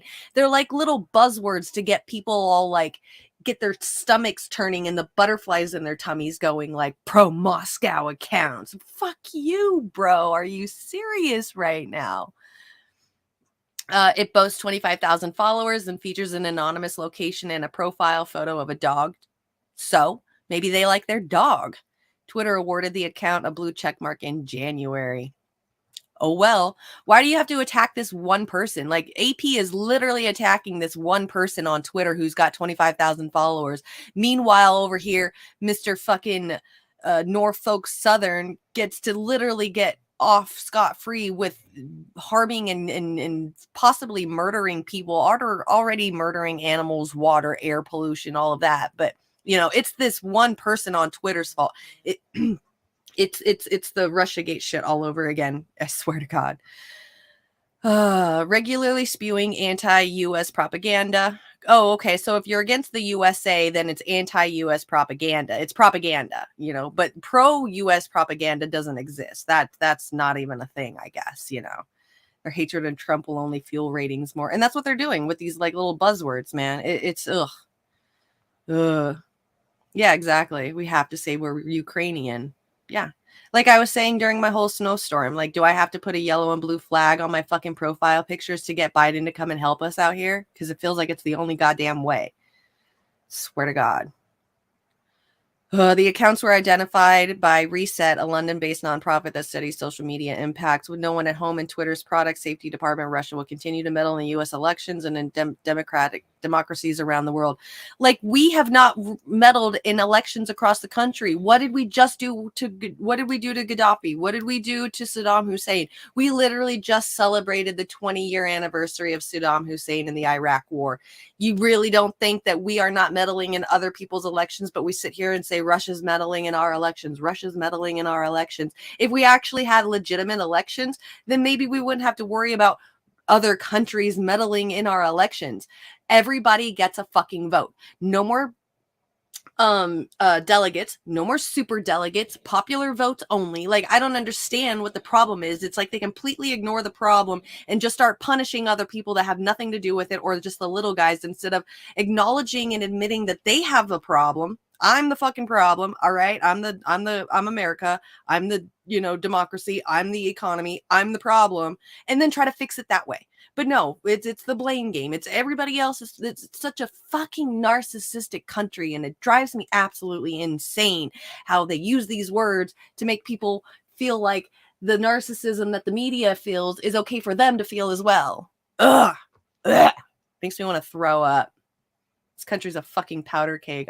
Yeah, absolutely. Twitter didn't respond to messages seeking comment for this story. And then it just gets into, I believe, the actual story of what happened, and then about Twitter, geared towards, look at this truth puke is connected to a website of the same name geared towards conservatives in the United States. Oh, well, don't be mad that conservatives are the only ones that are actually standing up for the right stuff right now when it comes to East Palestine, you Fucking pieces of shit. I swear.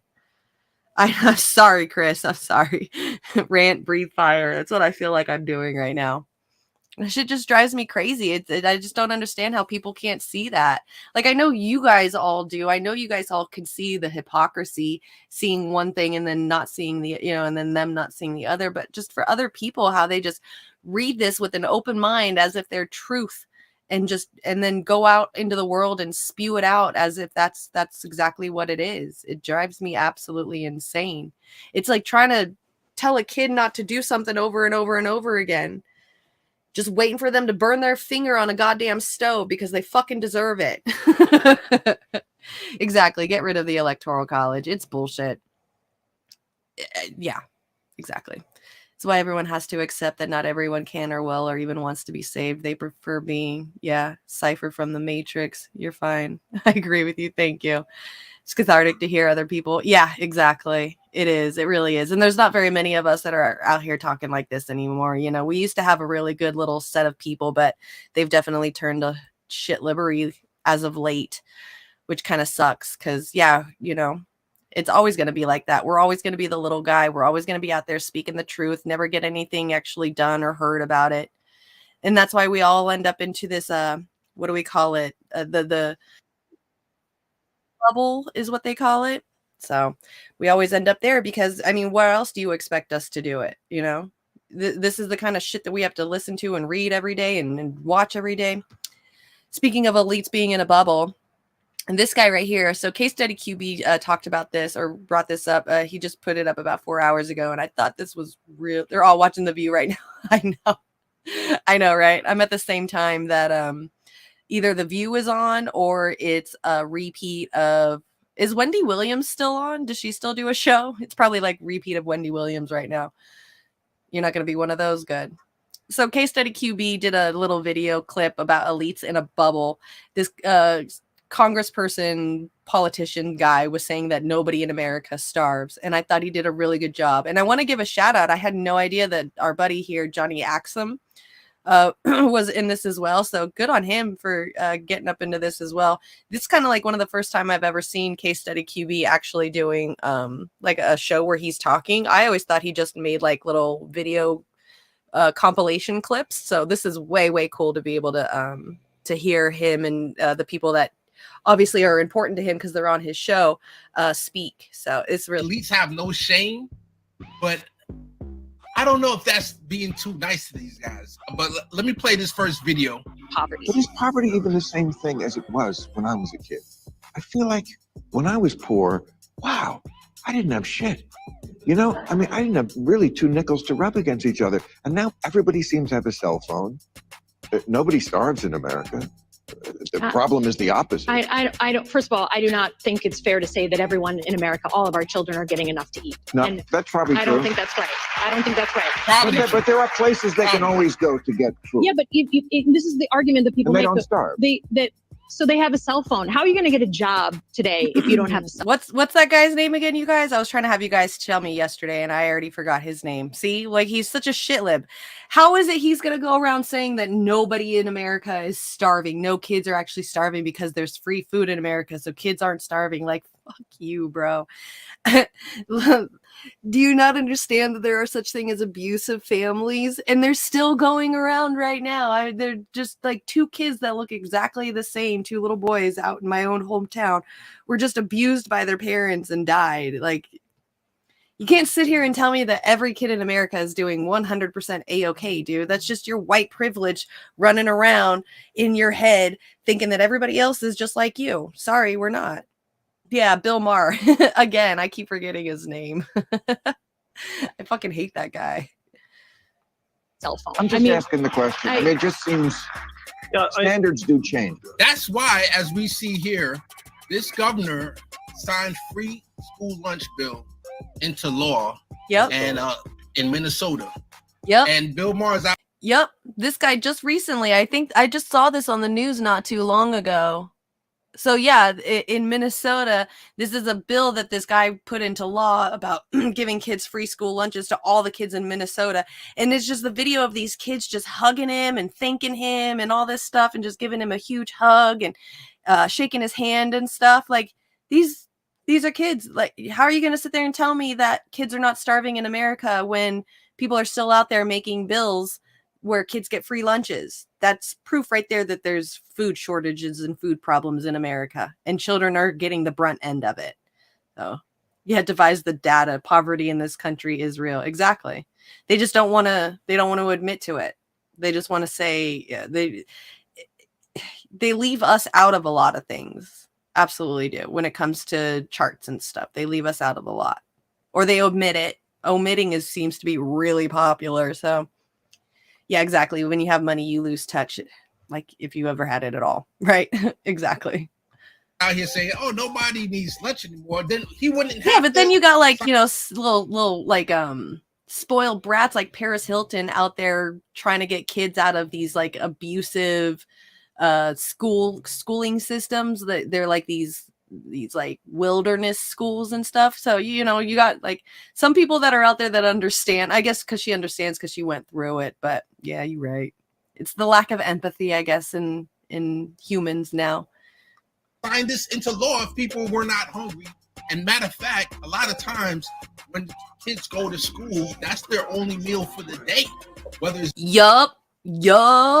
Exactly. I had free lunch as a kid growing up, like free breakfast and free lunch. I ate that shit because I knew that when I got home, I could not eat anything until dinner time because we didn't have enough food to just go and snack at any time I wanted throughout the day. So, yup, he's right. When us kids go to school and we eat breakfast and lunch there, that's usually sometimes our only meal. Sometimes there is no meal at home. Sometimes you just got to make some top ramen or something to be able to survive until the food stamp card comes in. So yeah, get it, Case. It's breakfast or whether it is lunch. I imagine Bill Exactly, sitting in a room with exactly, somebody Chris. that might be 15, 20 years older than him. And I'm him- sorry, but I think if anything, if any kind of smarts is super important in this world right now, it's street smarts. Like you can be book smart, you can be intellectually smart, you can be college smart, you can be skill smart. I'm sorry, but street smart, it's the most important right now. And it's the only one where people are actually going to learn empathy and stuff. We should like just take all their money and make them all live on the streets just to see, like make a reality show where really rich, snobby, like, what do you call them? Like, Nepo babies and stuff. Just send them to a place where they got to do really hard, dirty work for a while and realize what it's like being poor. Give them a little bit of a taste of it. him having a conversation like this, and they say, well, back in my day, we didn't even have a good sewage system. We had to outside and wipe it with leaves. Like, that's exactly what he sounds like.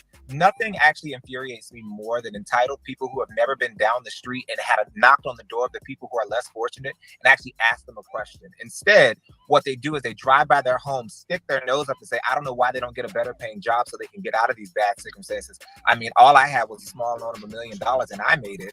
And it's the audacity when that lady said, that's actually not right. He said, oh, you're probably right. Then why the heck did you say it out of your mouth?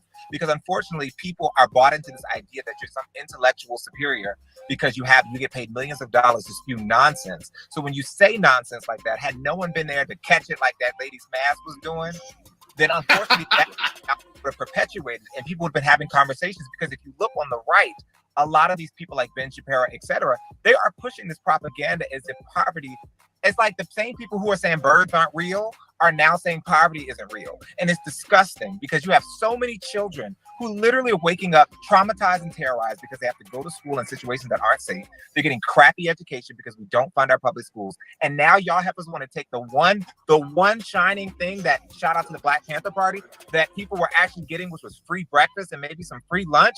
You literally want to starve kids and you have the audacity to say that you are the family of the working people. Be for real. You're not a family party. You're nothing. You're a fascist party. And unfortunately, that term can be applied to Democrats, Republicans, and everybody in between. This is it's just Case Study QB's little clip that he put up 4 hours ago. I have no idea what show this is. Hold on, let me look in a new tab. Yeah, he's got his own Case Study QB has his own channel, it looks like. Live streamed 20 hours ago. So yeah, he streamed that 20 hours ago.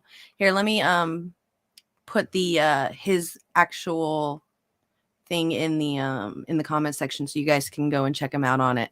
He has his own YouTube channel, and it looks like he streams this stuff. Yeah. Who would do something like this to children? That pisses me off. I'm sorry. Woo! I love that fire day. Where Elon Musk put the retirement age in France is too low. That's a legit issue. No, the issue is his taxes are too low, and he has all time to be sitting on Twitter saying stupid stuff like this and buying a company. I'm sorry. I don't have much sympathy today for these bubble elitists who get on the internet and opine about how hard it is to be everybody else in the world. Meanwhile, you literally can wake up, piss, and make $5 million. Something that a total of an entire probably where Johnny lives. And that's a problem with these elites and stuff too, is that when they say that, you know, Americans aren't starving, it is because they're in this little bubble. See, now when I've talked, not like I've talked to elites or anything, but when I've heard what they say, when asked about this kind of stuff, is they say that America is a first world country. So like they say, comparative to other countries, we're actually really rich. So kids aren't really starving because there's kids in Yemen or kids in other countries that are way worse off and that are starving. And you know, sometimes those, you know, when they say that kind of stuff, yes, they're absolutely right. That, you know, we need to humble ourselves and realize it, but that still doesn't make our own experience and our children's experiences any less than, and it doesn't make them not starve either, just because you know, kids in another country are really starving. Like, everybody needs to be lifted all up at the same time, you know. And I think that's, and it sucks when you hear that, because you have to humble yourself and be like, yeah, you're right, there are other kids that are way worse off, you know, than American kids, but still there are American kids that are suffering. And sorry, but you know, some of them are our kids, you know. Some of us are, you know, not saying me or anything, you know, like, but if I was a poor person, I would say, well, that's not fair that my kid has to starve because a kid in another country is even worse off. It's that, you know, yeah, it's kind of a selfish mentality if you think about how they think with that, because, you know, somebody else is doing worse off than you, so be happy for what you have. It's stupid. It's kind of like the Medicare for all fight stuff, you know, how certain people are, you know, if Washington or California gets it, that's not fair. My state doesn't get it, so I don't want anyone to have it. You know, it's that if I can't have it, no one can kind of attitude. So, you know, like if you know, if you don't have it, or if you're worse off than me, then, you know, I should be humbling about myself. So, or I should be okay or happy with what I have, you know. So it reminds me of the Medicare for all thing. So it's gross. It's gross. The sum total of all the income that those people make, right? for the First next world countries 12 can have years that, right? still wouldn't Right. get them to what Elon Musk makes in a minute. And for a vanity project, he buys Twitter so he can get on there and say crap like that.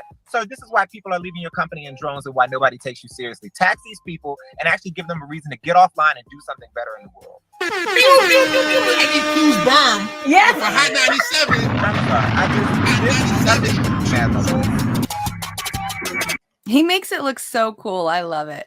And then you got over here Elon Musk going around saying retirement age in France is too low. That's a legit issue. Like, come on, dude. Like this one guy says, Di says right here, you make more money taking a shit in the morning than most people do their entire lives. So why don't you take a seat and sit the fuck down and stop telling people when they should stop being able to make their money, and let people live their own fucking lives. Like, just because you made it, you know, an electric car, which you stole the electric ideas from and named your company after a guy who actually invented the shit anyway, and you think that you're so much better than everybody else. No, all you are, same with Elon Musk, or same with Jeff Bezos, same with Zuckerberg, same with all of them. They're not innovators, they're not pioneers, they're not inventors, they don't invent this stuff.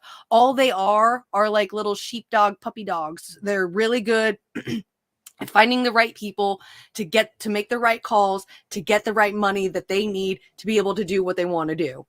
I'm sorry, but Elon Musk didn't invent the flamethrower, but he's going around saying that he's got a flamethrower. You know, he didn't invent the electric car. It was already invented. He was just able to patent it and was able to make enough money for his investors to be able to profit off of this. That's all he is. That's all of them are. Zuckerberg, all of them. They just make really good phone calls to get the money that they need from really rich investors. Not pioneers, not innovators, not anything fucking special. So you need more money and troops for Vietnam. Jesus Christ. No, wait, we hate Musk now. Not enough invention or free stuff. I've never liked Elon Musk. I'm not like one of those Musk people. I never really liked him. I don't really like anybody that's rich that doesn't really do much of anything. He just seems like just some little rich boy from South Africa, which, you know, he's a white kid from South Africa, rich white kid from South Africa. That goes to show just right there, you know, genocide and apartheid and everything else that's going on in Africa as well. So him being a white kid from Africa, totally already not like that.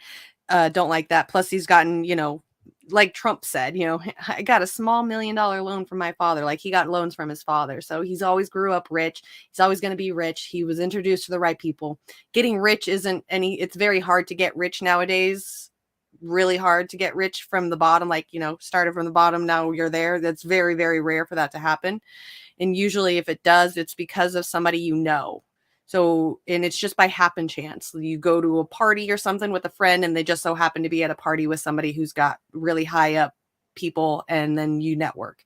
It's all about networking. It's very hard to get into any kind of industry anywhere nowadays just by pure skill alone. It's who you know. And that's how it goes. Musk started with PayPal. Jesus Christ, idle hands. Yee. The government believes in UBI for places like Israel and now Ukraine. Yeah, exactly. Absolutely. I know that like in Alaska, if you move up there, you get like $1,000 a month just for living up there. But I believe that is also gentrifying the indigenous people out there to put more people there. So, you know, and it's also ruining the land, like with the Willow project that's going out there right now. So, but yeah, UBI. While we don't get shit, you know, I don't really think UBI is really that good anyway. It's slightly inflationary in my eyes. I feel like there should be production that backs it up, like a labor, so that people feel like they worked for what they've achieved, instead of you don't really appreciate things more when you're given it, especially after a long period of time. You kind of expect it. So like adding the working aspects to the income, I really like that. But I also believe that we should be paid a lot more. Like basic minimum wage should already be at least $25 to $30 an hour nationally by now. So especially keeping up with like the cost of inflation and the cost of living, and, you know, the having to pay for everything, just doing anything. So you are, I know, I'm sorry, but you're not rich though. You're out there doing the good stuff. Like you're out there. Like you're an ally, and that's what makes you a lot different than that. You know, look, you're not anything like Elon Musk because you didn't get a buttload of money from your dad and then move to a first world country and start making your millions. You know, you with your videos like you post on Twitter all the time, you're out there every day in the suck, making sure that people are being taken care of, which is more than, you know, what we could even hope to even achieve, you know, because even like us, you know, white allies out here in America, we want to be able to be like, hey, we want to pay back for, you know, a lot of us want to be able to pay back for what our ancestors did, and want to be able to help out, you know, people that are worse off than us. But even getting to somewhere like Africa is practically impossible because we could never even afford to get to another country, let alone to another state. So I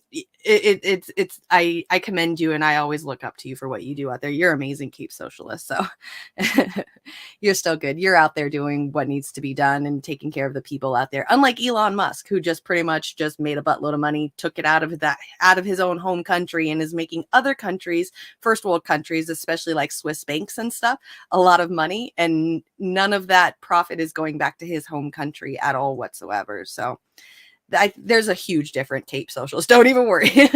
Don't even worry. Why are rents and food and energy so costly? War. Yes, that's right. You grew up Catholic. Okay, that's cool. Alaskan folks get a check. Shit, you gotta pay me not to see the sun for months. For real. I know. I was just saying that to Willie yesterday. I'm a summer baby. Yeah, there's no fucking way I would ever move to Alaska. Like, you ain't. Have you ever seen the movie, what is it? 30 Days of Night, where I guess in Alaska someplace you get like a whole month of just straight up darkness. But in that movie, because it's 30 days of night, vampires get to come in and just kill everybody off one by one in that whole town. And I was just like, ever since I saw that movie as a teenager, I'm like, yeah, no, there's no fucking way I'm ever going to Alaska and living there. Like 30 days of dark, like I'm gonna die from a vampire. Like, all right. I just experienced what life on the wild side is like just in the last 2 weeks of living in the snow. And I came to the terms of, if apocalypse happens, I'm going to keep a gun on me because I'm just gonna shoot myself. I'm not gonna make it. Just know that now. I am a spoiled rotten brat and I will not fucking make it. All right. Fuck. I like lost my shit over not having my own creamer. All right. It's bad. There's no way I'm going out to Alaska for 30 fucking days in the dark. Nope. No thanks. Mm-mm. You're exactly nope. You came of age during the U.S. Great Inflation 1972 to 1982 when the bills for Vietnam and the Great Society became due. You came of age in 1972 to 1982. Nice. You'll be fine. Life is a struggle. I'm good. I got my creamer. All right. So I got to get off of here. It's now officially 1 o'clock and my kid wants to bug me. What's up, baby? Oh, you're going to go play video games? Okay. That is fine. So I already put Case Study QB's thing in the chat. So if you guys want to go check him out, he's going, I don't know when he's going to go back on, but I'm definitely going to watch him a lot more often because he's got some really good stuff in here. I really liked that Elise in a Bubble, Nobody Starves in America thing. And it's cool to see my buddy Johnny in there. So it's good to see he's out there doing stuff because we don't really hear from him very often. So let's see, what do I got? The show will be back on tomorrow, Thursday and Friday. Tomorrow, I'm going to have Scott Desnoyers on tomorrow. He's one of the Red Beret guys, the Washington thing. I think they're doing a rally soon in April, like the beginning of April of sometime. I think it's a rally for Scott, like a remembrance of his son who passed away a few years ago. So we're going to be bringing him on tomorrow. We'll probably be talking about his son a little bit, talking about the event that's going to be happening, that's coming up soon. And then I think I'll probably just have him on for a little bit and then we'll just go back to the news. He probably doesn't want to sit around and watch and do the news stuff with me all morning. So we'll be doing that. And then Friday, Sherry Wise is going to come back on. I've got like all my people on this week because I haven't been on for a couple of weeks. So I'm excited. But Sherry Wise is going to be on this Friday. So excited. I don't know what we're going to be talking about. Probably something economics as usual. And then Saturday, I've got my show with Warren. That's at 9 p.m. Pacific, midnight Eastern.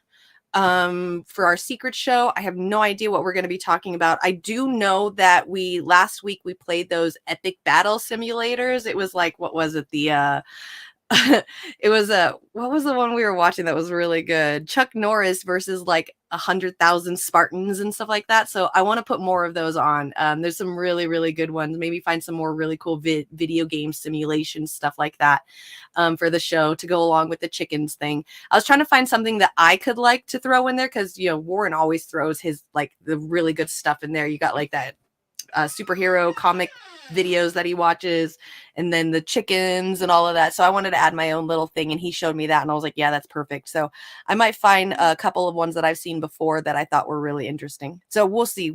It's always a fun show with Warren on Saturdays. Most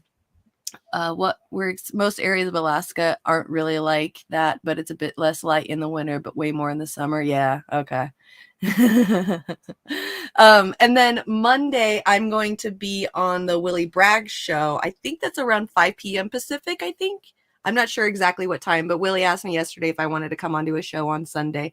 So I said, absolutely, I will be there. So I'm going to be on a live every day for the next week and a half. So that's going to be fun. Y'all are gonna have to see my face for the next week and a half every day. I'm sorry. I'm sorry. I can show you kitty butt if he'll let me. You can look at kitty booty. Look at the kitty booty. Look at the kitty booty. Yeah. We'll let Mr. Burton show off his kitty booty. Oh, thank you, Lana. Yeah, you missed it. I'm so sorry. I did not get to go to Florida. No. They got the budget from the Adam and Eve, and they weren't able to pay for me to do the behind the scenes stuff, video camera work. So I stayed at home with the kitties and the animals. I was a little bit worried about leaving the animals at home that long by themselves with just the neighbors checking on them once a day. So I was really upset that I couldn't go, but I was kind of excited that I got to spend the week at home with my animals, just us. I got to sleep in my bed with like all of my animals on the bed the whole night. So it was kind of nice, but no, I didn't get to go. And the hubby's already back. So, but I will be back tomorrow. Thank you, Lana. I will be back tomorrow. I do 1 p.m. Pacific, 4 p.m. Eastern. And I will be on different shows throughout this whole week. I'll be on mine from today until Friday. Extra Booyah's on Saturday, and then the Willie Bragg show on Sunday, and then back to my show again next week. So I will be on all week long. Please hit the like button if you can. You know, helps out with the algorithms and all that stuff. Yes, it's Mr. Burton. He's so sweet. He's just chilling right here next to me. Look at him. Well, I got Miss Lady down here as well. So I'm my little zoo. I call myself I'm Dr. Doolittle, my little zoo at home. Got some rest after these crazy weeks. Yes, thank you for being so kind. Oh, that's so sweet. Yeah, I'm excited. We got some more snow today, but it's not too bad. I think they're saying it's only going to be about 10 inches, so not enough to really get much trouble in. Most of the snow is already melted except for the giant piles, so we're doing good now. I'm excited. But yes, okay, so I will when you come down, hit you up, try to get Marcus to come. Yeah, absolutely. I definitely want to go. Now that my husband went and showed me all the cool stuff out there, I really want to go.